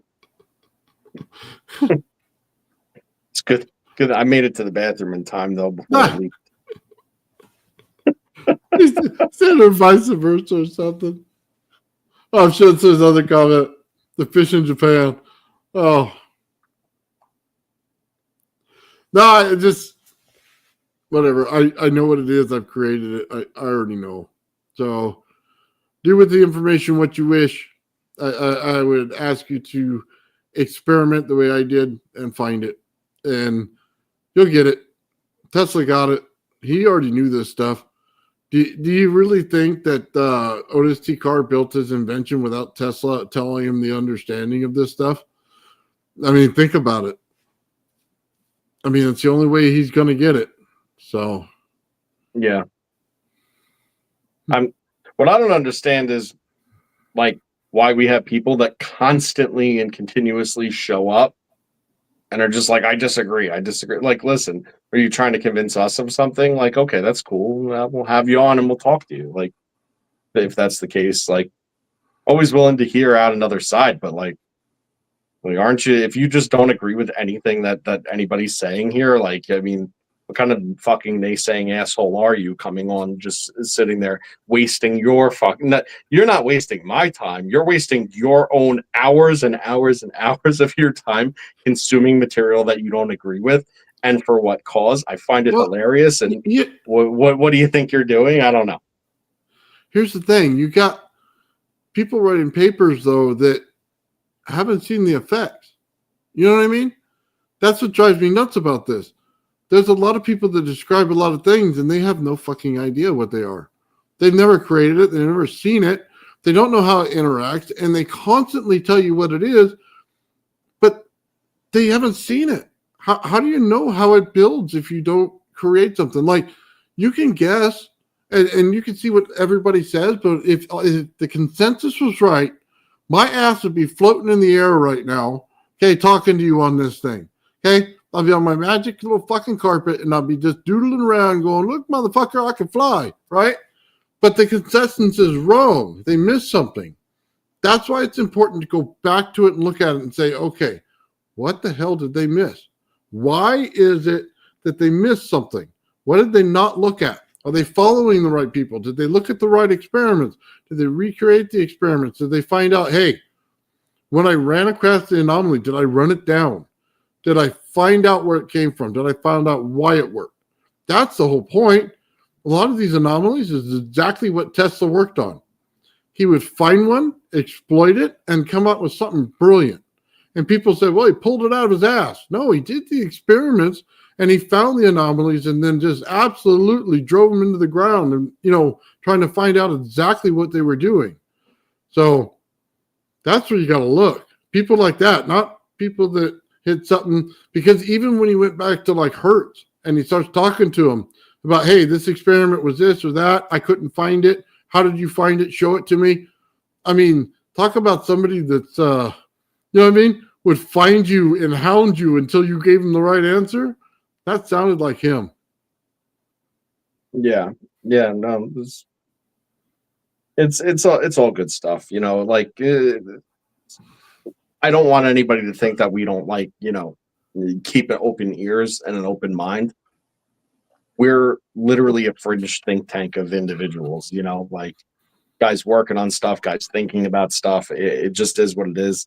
Shutting out ideas is the worst possible thing that you could possibly do, but like there's got to be substance to the ideas too, or else then we don't really have a lot to work with and discussion, but for what it's worth, I mean, this is as much, and I've said this from the time I've come on the show, at least, because I don't do experiments. See, Nathan's showing guys work. He's showing you what he's actually getting, and you could take that for what it's worth. And to me, that's worth a lot because results speak louder than any sort of idea that you have. But you got to remember, nothing that we're talking about is scientifically proven, period, at all. It's not accepted by mainstream science.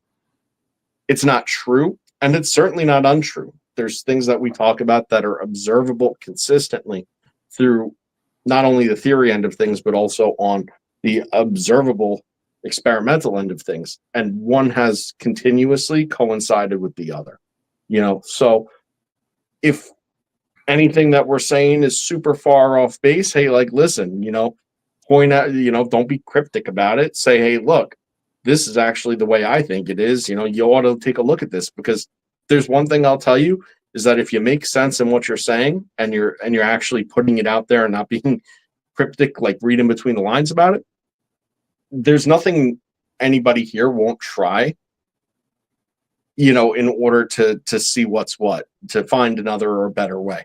Because, I mean, for Christ's sakes, I mean, the old man's sticking wires in burritos to show his point. Like, there's nothing he won't do. He literally put the energy through dozens of different media to see what works and what doesn't.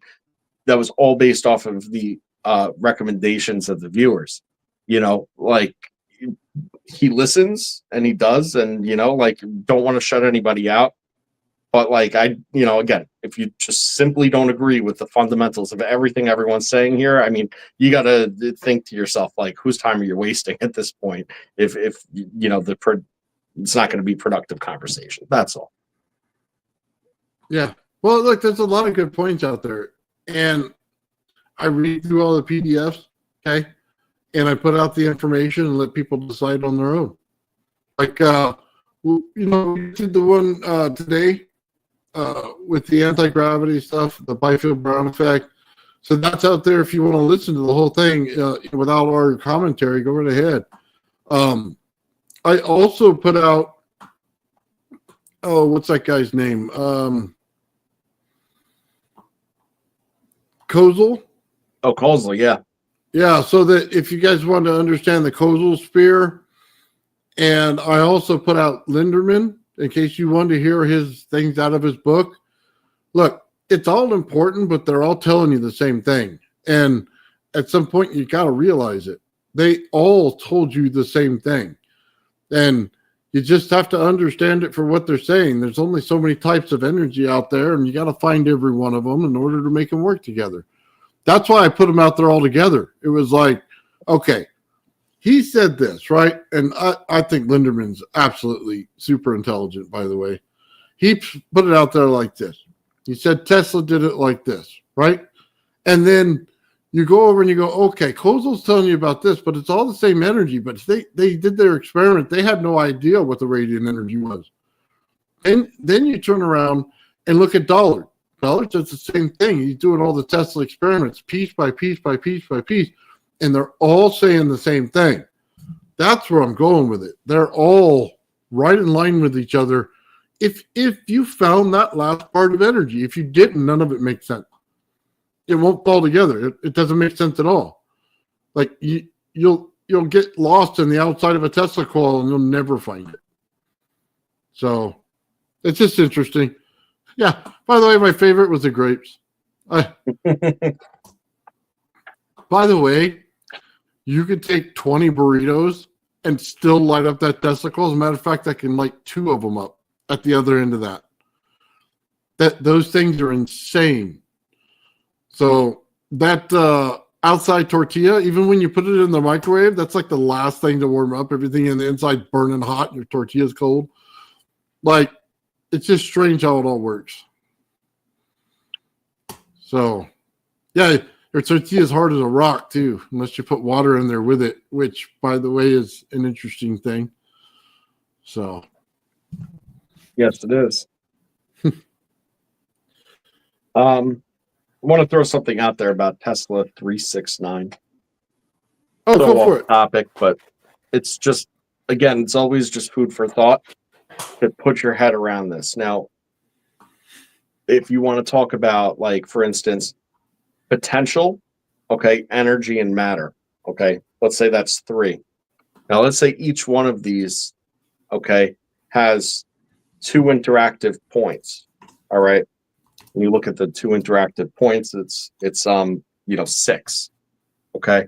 Now, where these 2 interactive points then meet each other, okay, that in itself equals 9.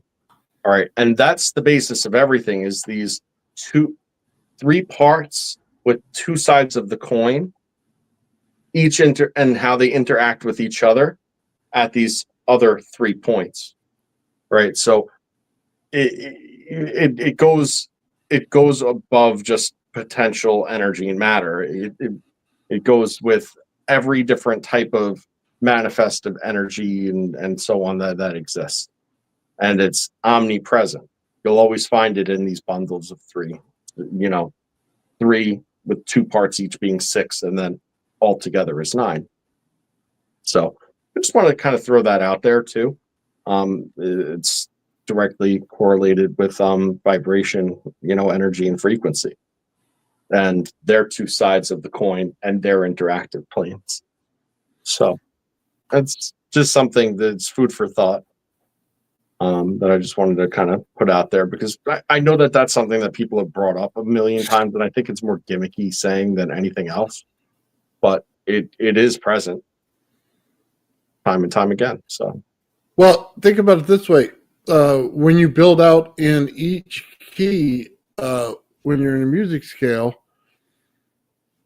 it goes 3 plus 3 is 6, right? But then you have to take the 6 and go back to the original number, which is 3, and add that. It comes out to 9. It's scaling it the proper way, just like a music frequency. That's all it's doing. It's scaling the octave the correct way. So that's what's interesting about it.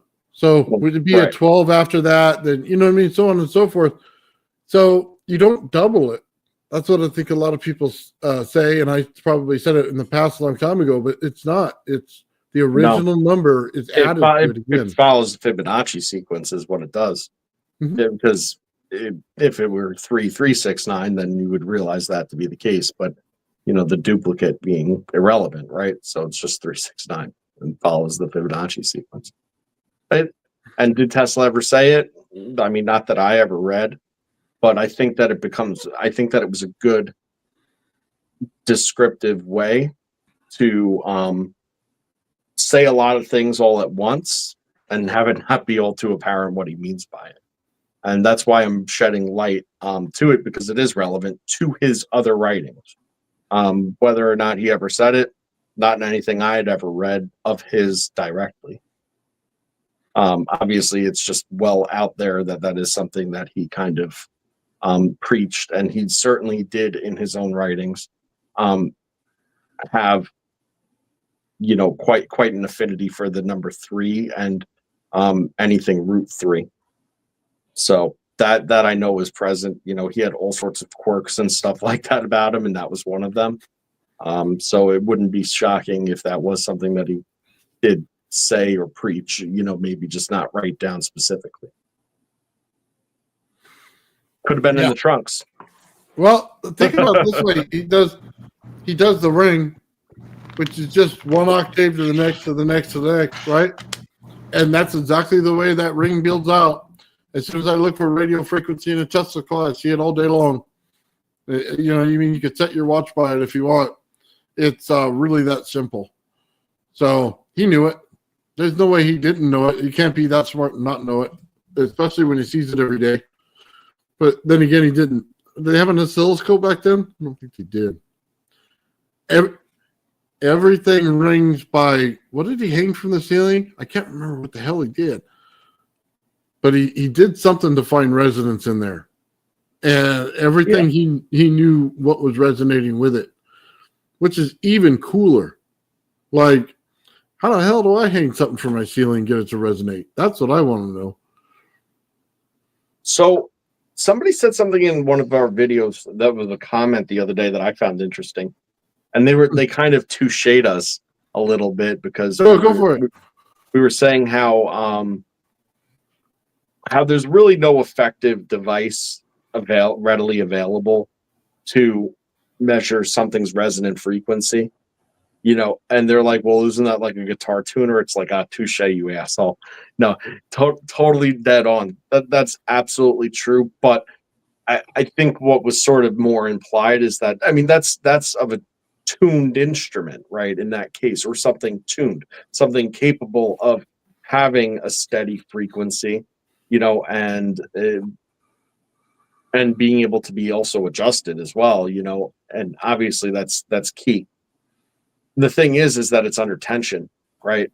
Or some type of consistent form of vibration that's occurred. When you're talking just about a solid object, I mean, you could hit it and then hit it again in a different spot and just get a totally different tone based on where you hit it at the time. So, you know, but what's the overall resonance of an object, let's just say? I think that's more what we were kind of trying to allude to. And as far as I know, nothing like that exists. Like, you know, and if it was, it would be something more interesting than a guitar tuner necessarily. Like, it would be sort of like something that detects like earthquakes, you know, how they could detect earthquakes at like a distance out of like a very fine, you know, rumble. It would be almost like a scale in the sense that you could put an object on it and it's able to weed out all the ambient resonance and then just focus on what the resonance of that particular thing sitting on it is. Like that as far as I know, it doesn't exist. So, you know, I just wanted to throw that out there because we did get touche'd and I loved the response because it was witty as hell and absolutely true. Absolutely true. You know, it's a good deal. Man, we got great viewers, you know that. Yeah. Well, Sean says that he takes his oscilloscope and he scrolls through it until he finds the resonance frequency. The highest peak is available when he hits it. So, but hold on one second. But again, that's a tunable system under some sort of tension. It's got a path, okay, and it's got a current putting it under tension. So you're right. That's the same exact circumstance. What happens when you just have something that's not in that circumstance of being under tension? I guess that's true. Yeah. So, but that's a great point, right? For what the stuff you're working on, that's perfectly true. But let's say it's an object that you want to find the resonant frequency of. There's just no accurate, realistic way to just get that. Because it's not under tension. Yeah, well, you got to get it to make frequency. So anything that would have energy to it, you can find resonance of. But what if it's not anything that that has that? Yeah. Sounds like a math equation now that I'm bubbling with it in my head. You could probably run current through the damn thing, or a frequency through the thing, and based on some kind of calculations, come up with a figure. But I don't know what those numbers are, man. I don't get paid for this shit. Well, Ian brought up capacitors, voltage increase and decrease. So that's an interesting question. Can you set your capacitor to the frequency? And usually we use frequency to change the capacitance. So I'm sure there's an answer there, and I'm sure somebody has. It's just trying to think of an example of where I've seen it. I mean, two sides of every coin. Yeah, I mean, we use the cap bank in order to do it. I could stick things down the Tesla coil to change the frequency of it. Remove wire from a Tesla coil, which almost brought me to tears. I hate undoing my work. But yeah, I did that to do frequency. I don't know. You would, I'm playing with that one too. Hold on. So if you took the Tesla coil and you ran just a number 2 coil only, and you had to gauge how much capacitance was in it, because it would be in reverse, it's got to be in order to pull out the energy, right? It's got to share that same capacitance completely in the circuit. I guess it'd be the same thing. I don't know if that's reverse though, but in order to pull the energy out, you'd have to do it. You know what I mean? Like, I don't know. All right, I'm gonna have to find out. We're gonna have to think about that one. Yeah, because you got to get right it off the bat. Like I'm just sitting there saying to myself, like, in order for it to happen, there's got to be rectification that occurs. So it would have to be something on discharge. It wouldn't like. I know it's silly, and I could be very, very wrong. So I'll eat my words if I have to. But I think it's the wrong question. Okay, it's less to do with the capacitor and more to do with the capacitance discharge.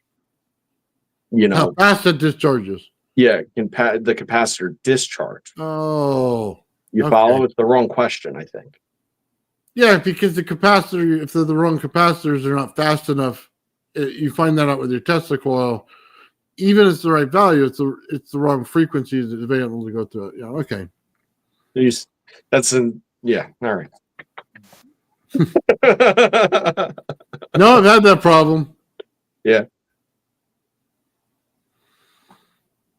Trust me. Like I spent my whole entire life asking the wrong friggin' question, and I've gotten pretty decent at identifying it. I bought once, I should say more than once, a Chinese little board for running your Tesla coil, because back then I didn't know nothing about them. So I go and buy this thing, but I wrap my coils wrong. So one wraps to the right, and then my primary is wrapping to the left, and it still gave off a little bit of spark, right? And I'm going, man, this thing sucks. It really doesn't do a whole lot. The whole time it's my fault. Okay. You got to wrap them in the same direction. And I didn't do that. So I think I blew through 2 of those, and I thought, well, it's about time I learned something about this, because that was $50 a pop. So I fried it and found out twice. And then I learned my costly. lesson. Trial and error is expensive. Especially when you're wrong. My ZVS collection. Oh my God, I fried everything and found out. Let me tell you that. At what, $40 a pop, somewhere around there with delivery? You know what I mean? 10, 15 of them are sitting over there in the junk bin, because every time I tried to manipulate the energy or force energy to discharge faster, like Tesla Dynamo would do to it, I couldn't get it right. Well, now that, Jarvis is going over it, I found out what I was doing wrong. And number 1 was using a transistor to work on it, because they immediately blow up. So that was number 1. Number 2 is you wanted the dynamo so you could have a steady energy source at 60 hertz, which is just simply pulsing this thing and running it in there, and then that number 2 coil itself pulls off the resonance. It goes right in there, and then, like Tessa said, you shove the rod down the center, you change the frequency, you also back up the energy into it, and then you let it out, and man, it just fires. So, yeah, the things I was doing, I mean, wrong stuff. Ian, because he's brilliant, he's always clarifying. So even the secondary discharge doesn't align with the maximum capacitor fill up. I mean, I'll let you tackle that one, but to me, the first thing that comes to mind is just efficiency. There's efficiency offsets that occur that wouldn't have them aligned because there's neither the secondary discharge or what's being captured by the capacitor is in a pure state of equilibrium. I mean, that's just what comes to mind for me, but what the fuck do I know, man? Well, we just talked about it. You just increased the octaves as you went up. So the frequency went up. Right? Oh, right. We've addressed it wouldn't match that at all. Ways. Right. It would never match. As a matter of fact, if it matched, you better throw away that coil or start over because you got a problem. Well, it could match, but it's a math equation, right? We've tackled that about was it like tapered gauge wire and coil geometry that would ultimately probably maintain resonance, but if it's geometry coil versus a Tesla coil, because the Tesla coil is going to ring it, no matter what. Yeah, right. It would have to be a geometry coil with a tapered gauge windings. It becomes a math equation to maintain the native frequency input on the discharge. So, setting up a second coil in order to get the resonance out of it, you would have to use a spark gap. You cannot use a capacitor right away. If you do, you're only going to get a quarter of the energy. So that just hit me right there. I'm sorry. You need a spark gap. And because it comes out as a bipolar Tesla coil, with the way the energy goes in, there's a null zone in the center, bipolar, the two sides go together. You need basically a screwdriver that comes in there and picks up both sides like this. And then you have it, right? And then you pull it straight out, put it into whatever you want. You broke the symmetry of it, and the frequency is good to go. So, yeah, Sean's coil types. I can only imagine. I should build one of those. I keep saying that. Those things are monsters. I know Ian's got a bunch of them now. I think the juice is worth the squeeze on them, man. Yeah. I think the juice is worth the squeeze on him. And I think that there's ways of winding what he's doing that would, and I've kind of discussed this with him, but I'm not really sure if he really understood where I was going with it. There's ways of counter winding them and such where they're out of phase and stuff that would create crazy field effects, really, really crazy differential field effects. So we just talked about that on Monday. We were just talking about the Meg, and he had created a ringer. So counter wind going to a cone on the top, then counter it on the bottom, 180 degrees out of phase on the bottom, and then he sticks a magnet in between the two, and it acts like the Meg, but it's a ringer. So what I was talking to him about was in the cone, I think it was a good example, right? You had the cone, and on either side of the cone, he's got channels, right? And I said, if you took two windings, started them just offset of each other, but then had them crisscross, where they basically just crossed over each other at that point, and then reversed in direction, crisscross reversed in direction. And then he calculated it properly that when you start the bottom reversal, you could go back up the thing the other way. You'd have massive, cancellation, right? But you'd also have major compression on those interaction points, and whatever the central flow of it is, you'd have major compression of it, scary with what he gets out of it. If you were to have it in tune where it's not really discharging a whole bunch, because it shouldn't, I think it would be scary. Be able to stick a wire in that. So are you braiding it at that point? It's sort of a braid. It would be where the channels come they both go up, but then back around. So so one wire, it would be so complicated to have to get it started, but once you get started, it's not that bad because it would have to work off of, you'd have to start at the center and offset and basically have it so it crisscrosses at the level and then return back and then crisscross and return back like that. So it's like a half basket weave, half like braid. It's a right. Even, and then from there, once you get to the top, you wind it top up and then down and then up and then down, and it would be alternating. So you'd have, on one side, call it side A, then the other side B, right? Then next level down would be switched. Next level down would be switched. Now, when you get to the top, instead of it being AB, it would be, BA, and then switch and do it until you get all your windings in. And I just, I really didn't have a great way of articulating that over text. I was like trying my best, but I'm interested in it. I'd love to know. Okay, I got a picture for you, Joe. Tell me what this looks like. Sorry, give me a second.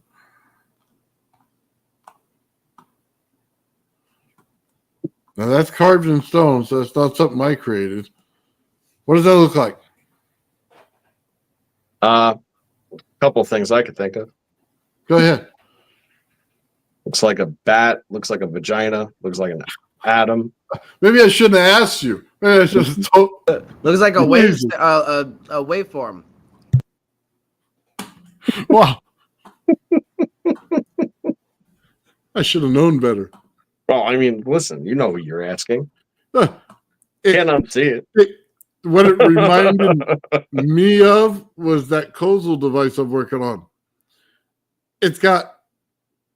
Of course, that's the first thing that comes to mind. I see the sphere within a sphere within a sphere with the center pole running down the middle. I mean, still looks like a vagina.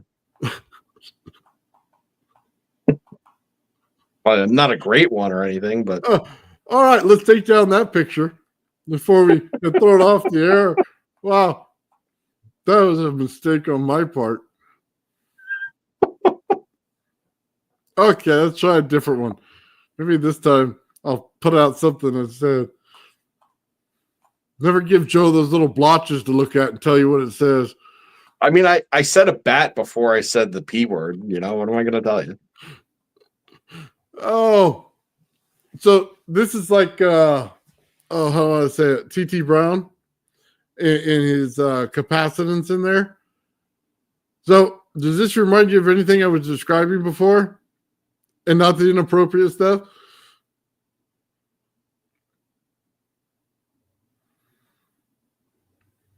Does this look like anything that we talked about before? Well, we weren't talking about communist housing. No. So that rules that one out. I mean, I could think of tons of stuff that we talk about all the time that it looks like. But nothing that comes to mind that we were just talking about. Okay. Fields inside of fields, scalar fields, trapping in static electricity, one on top of the other, creating. Okay. You know what I mean? Yeah. Creating the stack. I could see that. That's fair. Still looks like a commie block, but whatever. They might have been a little more Like square. They didn't really go around the building to me, so I guess it's a matter of perspective. What did it look like, Ben? Say that again. It looks like a capitalist apartment building to me, but I guess it's a matter of perspective. I suppose. Nah, we don't build stuff that nice anymore. No, you're right. We don't. So I was looking to the left over here where it showed the rod and the energy going in and how it went to each single layer individually, which I'm sure they had their own frequency. You know what I mean? Are those magnets? I to be honest with you, I don't know what the experiment is. I just saw the picture and it looked like something that we were talking about, so I wanted to bring it up. It didn't come with no papers or nothing. No, no papers on this one. Damn. Yeah, it looks like magnets to me, honestly. Looks like a hard drive, man. Yeah, that too. Like, I mean, a really convoluted, thick very one. small hard drive, but But it's layered the same way. yeah, it's layered the same way. Really, what came to mind for me out of the stuff we talk about is like cells mostly, like any sort of energy cell, or which another form of that being like orgonite cells, Like things a like that. variable capacitor. Variable capacitor, yeah. There you go. Somebody said motor core, field generator, adjustable capacitor. Right, it's literally the geometry of everything. Yeah. We got a I was like, I wow. don't know what I'm looking at, but it looks familiar. I don't know. What was there a label for this? No, there's no label. Look, it was just I want to throw it out there as a thought thing because we're talking about always layer, always cavitation, always the static, always the what I mean? Well, The that scalar right field. there on the left-hand side, that's an AC symbol, right? Yeah. So Okay, that must let me be like an AC hold input. on. I don't think you're getting the spirit of the conversation. We're not trying to figure out what the hell it was. I'm trying to figure out, does it remind you of stuff we talk about? I could care less what it was. It wouldn't be that if it was in my garage, that's for sure. There you go. Sean's layers in his Tesla coils. Yeah, it looked kind of like that too. Put a big rod down the center. Yep. As long as it's not the previous picture Joe was talking about, I think we'd be okay. Oh. It's okay. Don't ask Joe those questions and don't ask Gerald to draw a circuit. We'll be all right. Remember those simple rules. Bipolar Ulysses, yeah, most of them are. Yeah. Bifilar too. You know what I mean? I got to figure some of those. Well, Bipolar. you know what the solution for that is, right? What's that? Lithium. I just walk right into it. Yes, you did.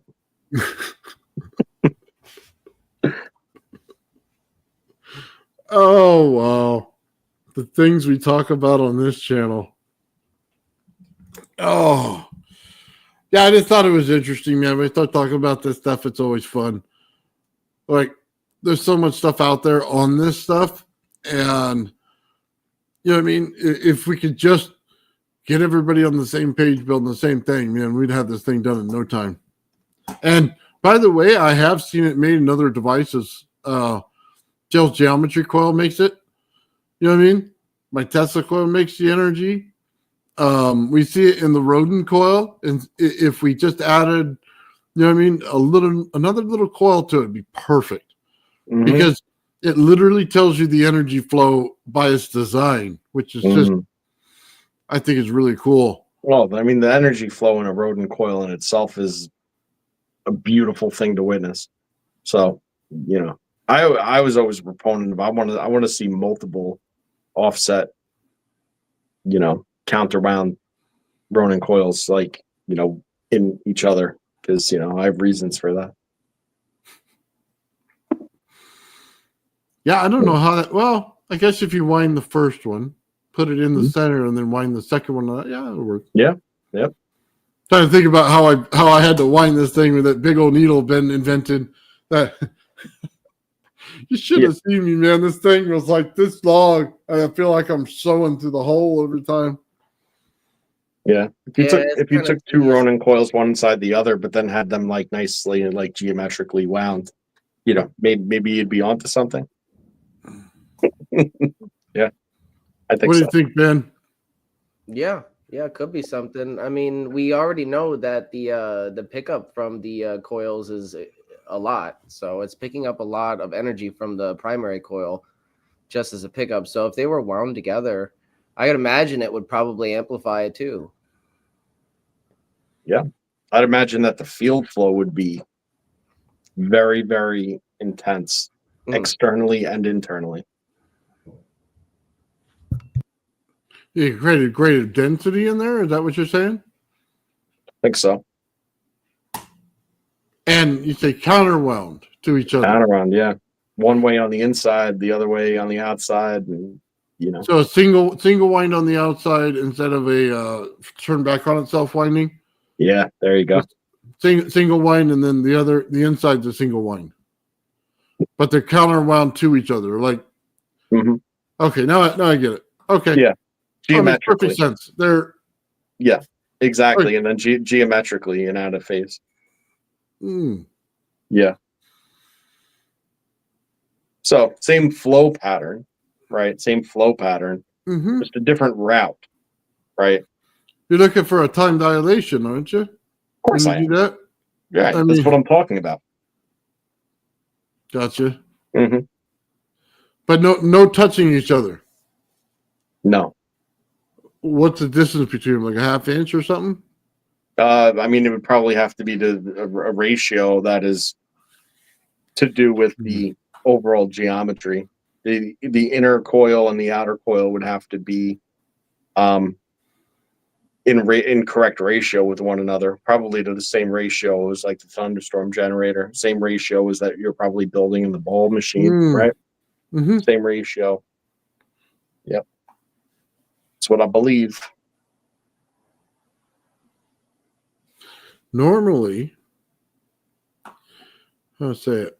If you take the volume of the sphere and then we found the number to it, and then we did it in octaves, I would have to take the original number and add it to the next one, right?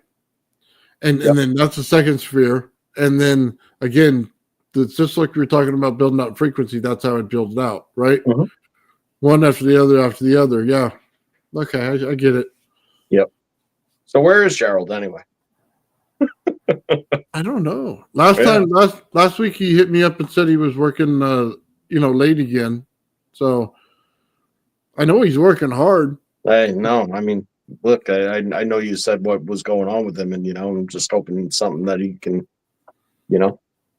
power through, get back on, because we all miss him.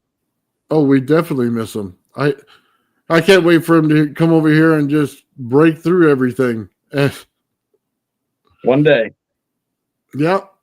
So, yeah, hopefully he comes back soon. And then Sean, by the way, I had to go to the VA hospital and take care of some business. So he was out today. So, yeah, I hope he's all right, man, and everything's going well with him as well. So hopefully he'll be back next week. And, you know what I mean? Dazzles with his Tesla coils and all his voltages, because those are bitching. Yeah, for sure. When I heard he wasn't going to be here today, I wanted to make sure that, I bothered everybody. And so hopefully he is back, next week for everybody's sake and sanity. Well, you definitely gave us some food for thought, Joe. Yeah, something. Huh. Ben. You said what? No, I don't have my headset on, so it's hard for me to hear. I want you to check this out. So I haven't posted the thing on there. I just want to show you. I saw that in the background. Did you get the light bulb working? I didn't even start it up yet, man. I just barely opened it today. You just opened it? That's nice. Ooh, Nathan, that looks pretty. Yeah, it's a different color than mine. It's a lighter green. Looks like. So it's a bifilar coil, and it's what's the circuit, Ben? So that's a modified Joule Thief circuit. Basically the same thing that's in the Lightning Thief. It is utilizing a different pot and resistor, though. It has a neon bulb in there for protection. It's utilizing an MJ21194G transistor. It's utilizing that might be the fusion coil. Yeah, that's the fusion coil that's attached, but the coils are swappable. And it should have come with I think a 5-watt LED light bulb attachment. Yes. Yeah. Yeah, so Yeah. it's a remarkably beautiful night lamp. We will be everything's open source if you want to 3D print, one out and stuff like that, but we will be providing them, on my shop very soon as well. Let me know when one's up there. I want one, Ben. I'm gonna try to put together some for the team. I'm gonna try to send some out to you guys, because Michelle sent one out to Nathan, and I was like, look, I think all the team should have one. So I'm gonna, as soon as I get the printer back working, I'm gonna try to print some out for you guys. And I don't know, did you want me to send them out like as kits to assemble, or did you want me to send them out pre-assembled? Like, it's really up to you guys. Yeah, we can talk about that on the side, and take care of you for it and everything. Yeah, because it's it's some of it can be a little complicated, but it's it's not that hard to put together. And then the coils, there's a certain method to hooking each of them up, because it comes with all 4 bifilar inputs. So you got the start and end to channel A and the start and end to channel B, and I believe the start of A and the end of B are connected on the PCB. So it's utilizing an open circuit method where it's connecting to and maximizing the resonance cavity. Yep, there we go. Is that the screw? Oh, that's the new fitting. Look at the wire. It's woven. Yeah. One into the next. Yep, it's crossing. It starts here, goes to the next one, then goes to this one. You know what I mean? Back and forth, back and forth. Sorry, big fingers. So if it's on the top here, it goes to the bottom here and the top. You know what I mean? Mm-hmm. All the way throughout it. And it's the exact same distance, both wires. Yeah, it's crossing at multiple points. So you got multiple angles of intersections between the 2 wires there. And it's weaved perfectly. He said spend your time when you're making these coils, because you want it like that with a little bit of space in between them. You don't want it all crushed together. If that makes any sense. Yeah, not exactly what you're talking about. Beautiful work. Really, really, really nice. It is. Yeah, no, I'm gonna start my work on mine. As soon as I get the printer back up and I start printing some more components, I'll make another coil and start, doing that. But I don't know, maybe we'll have a workshop for it. Very good, man. I love what you're doing. Yeah. Dude, that stuff's so cool, Ben. I'm excited to put it, you know what I mean?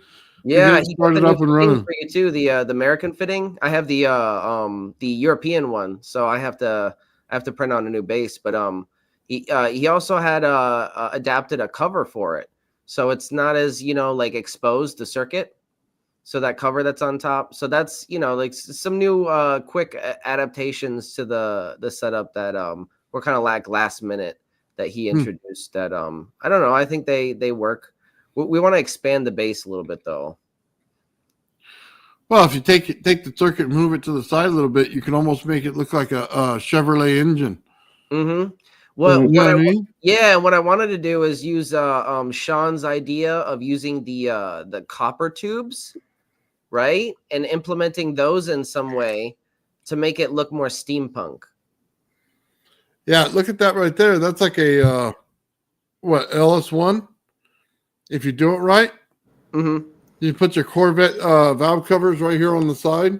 Yeah, that would look, yeah. Yeah, you can pull that off pretty easy on there. And then just so you know, the transistor is pretty easily swappable. So if you wanted to try something else, I tried a couple of different ones. I'm actually currently using the MJE 13009 on it. That's Gerald's what he uses, right? Yes, that's the one that he recommended. But I've also tried a MOSFET on it, and it didn't like work all the way, but it was blinking. It was really weird. I've never seen anything like it. It was like the neon light was blinking, so that was weird. I wonder what it means. I tried to ask Michelle, but I don't think he knew. Yeah, well, we're gonna have to dig into this a little bit. I'll probably do a video on it, Ben, when I fire it up the first time. You know what I mean? Yeah. I think that's pretty cool. I kind of want to. Oh, just real quick, if you put a diode on the positive going from the positive terminal to the light bulb, put a diode like a I have a what is it, a 4007. If you have that pointing towards the light bulb, it seems to improve the efficiency a little bit.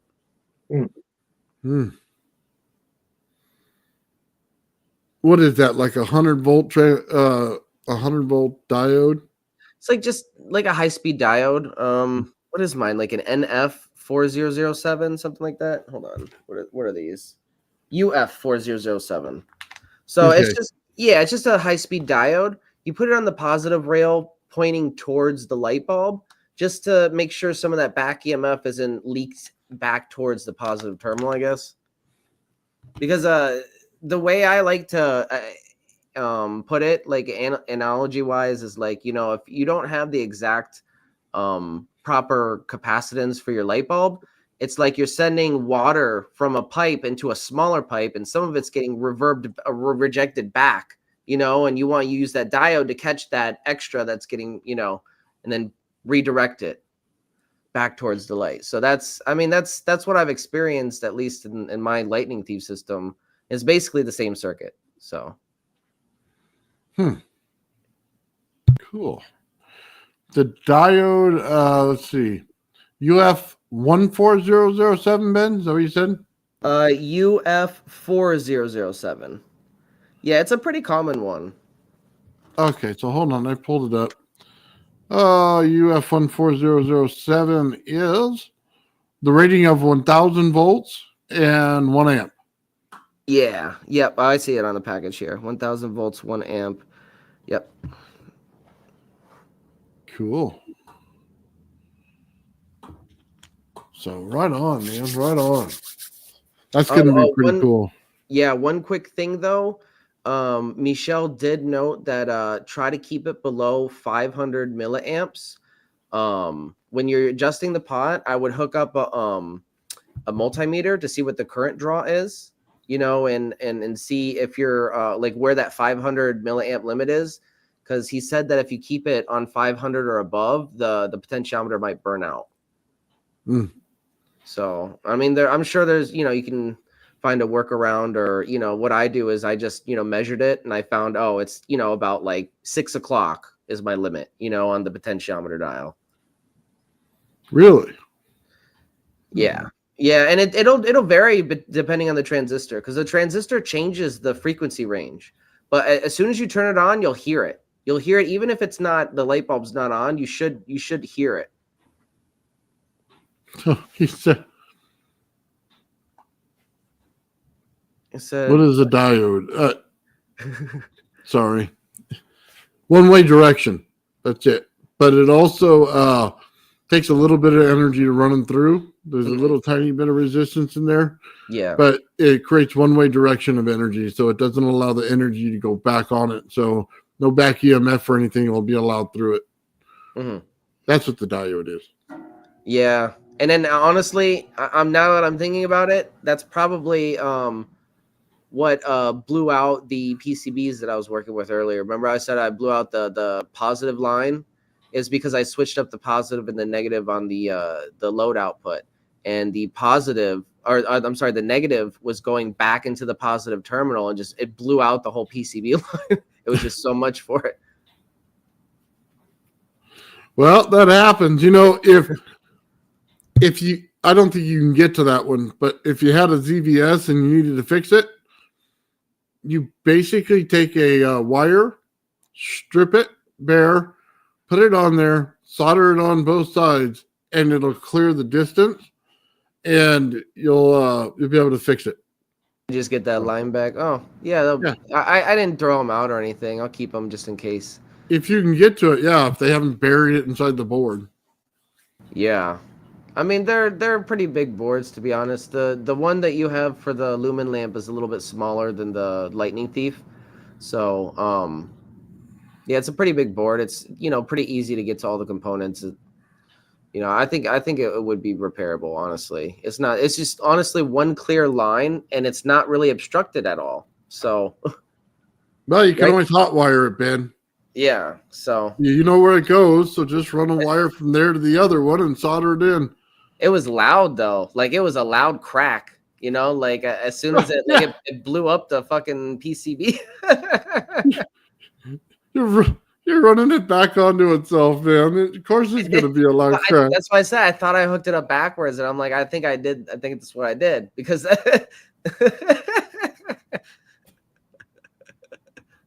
now that I'm seeing, that there is a lot of extra back EMF that is getting back towards back through the positive, just with the light bulb, attaching the diode, and it doubled the brightness. So that kind of just, that observation proves it. Yeah, that's so funny. Yeah. And frying it and finding out, even though he doesn't want to. Yeah, I destroyed a couple of good PCBs. Man, I spent a long time on those, putting the screw terminals on and all that stuff. But we're going to do a live stream where I'll walk everybody through how to do it. And when I send out the prototypes, you guys will have an extra board to mess with. So nice. In case I fuck it up. Nice. You never know. You gonna test all of them before you send them out, Ben? Throw them on your machine there? Yeah, no, I'll test all of them. And it might take me a little bit longer than I originally thought, but I'll get them out to you guys. It's just going to take a little bit longer. Right on, man. Yeah. Really cool, man. I got to get on there and say thank you to him for hooking me up. So yeah, he really hooked us up with these lumen lamps. They're amazing. And I can't wait to honestly, like, I have fun building them. So I can't wait to build more and send more out to, you, Joe, and everybody else. Ian and Sean is going to get one. Actually, I don't know. I think Michelle sent 2 out. He might have sent one out to somebody else already, but I'll find out who he sent one out to so I can, fill the rest of the team up with lumen lamps. Right on. All right, man. It's been like 2.5 hours plus. It's about that time, guys. Yeah, that's awesome, Ben, man. Yeah, keep it up, and let me know about that because that thing's looking beautiful. It is. It's a nice little night light. Yeah, I think Joe might be over there putting his one of your little baby rodent coils on it. You know what I mean?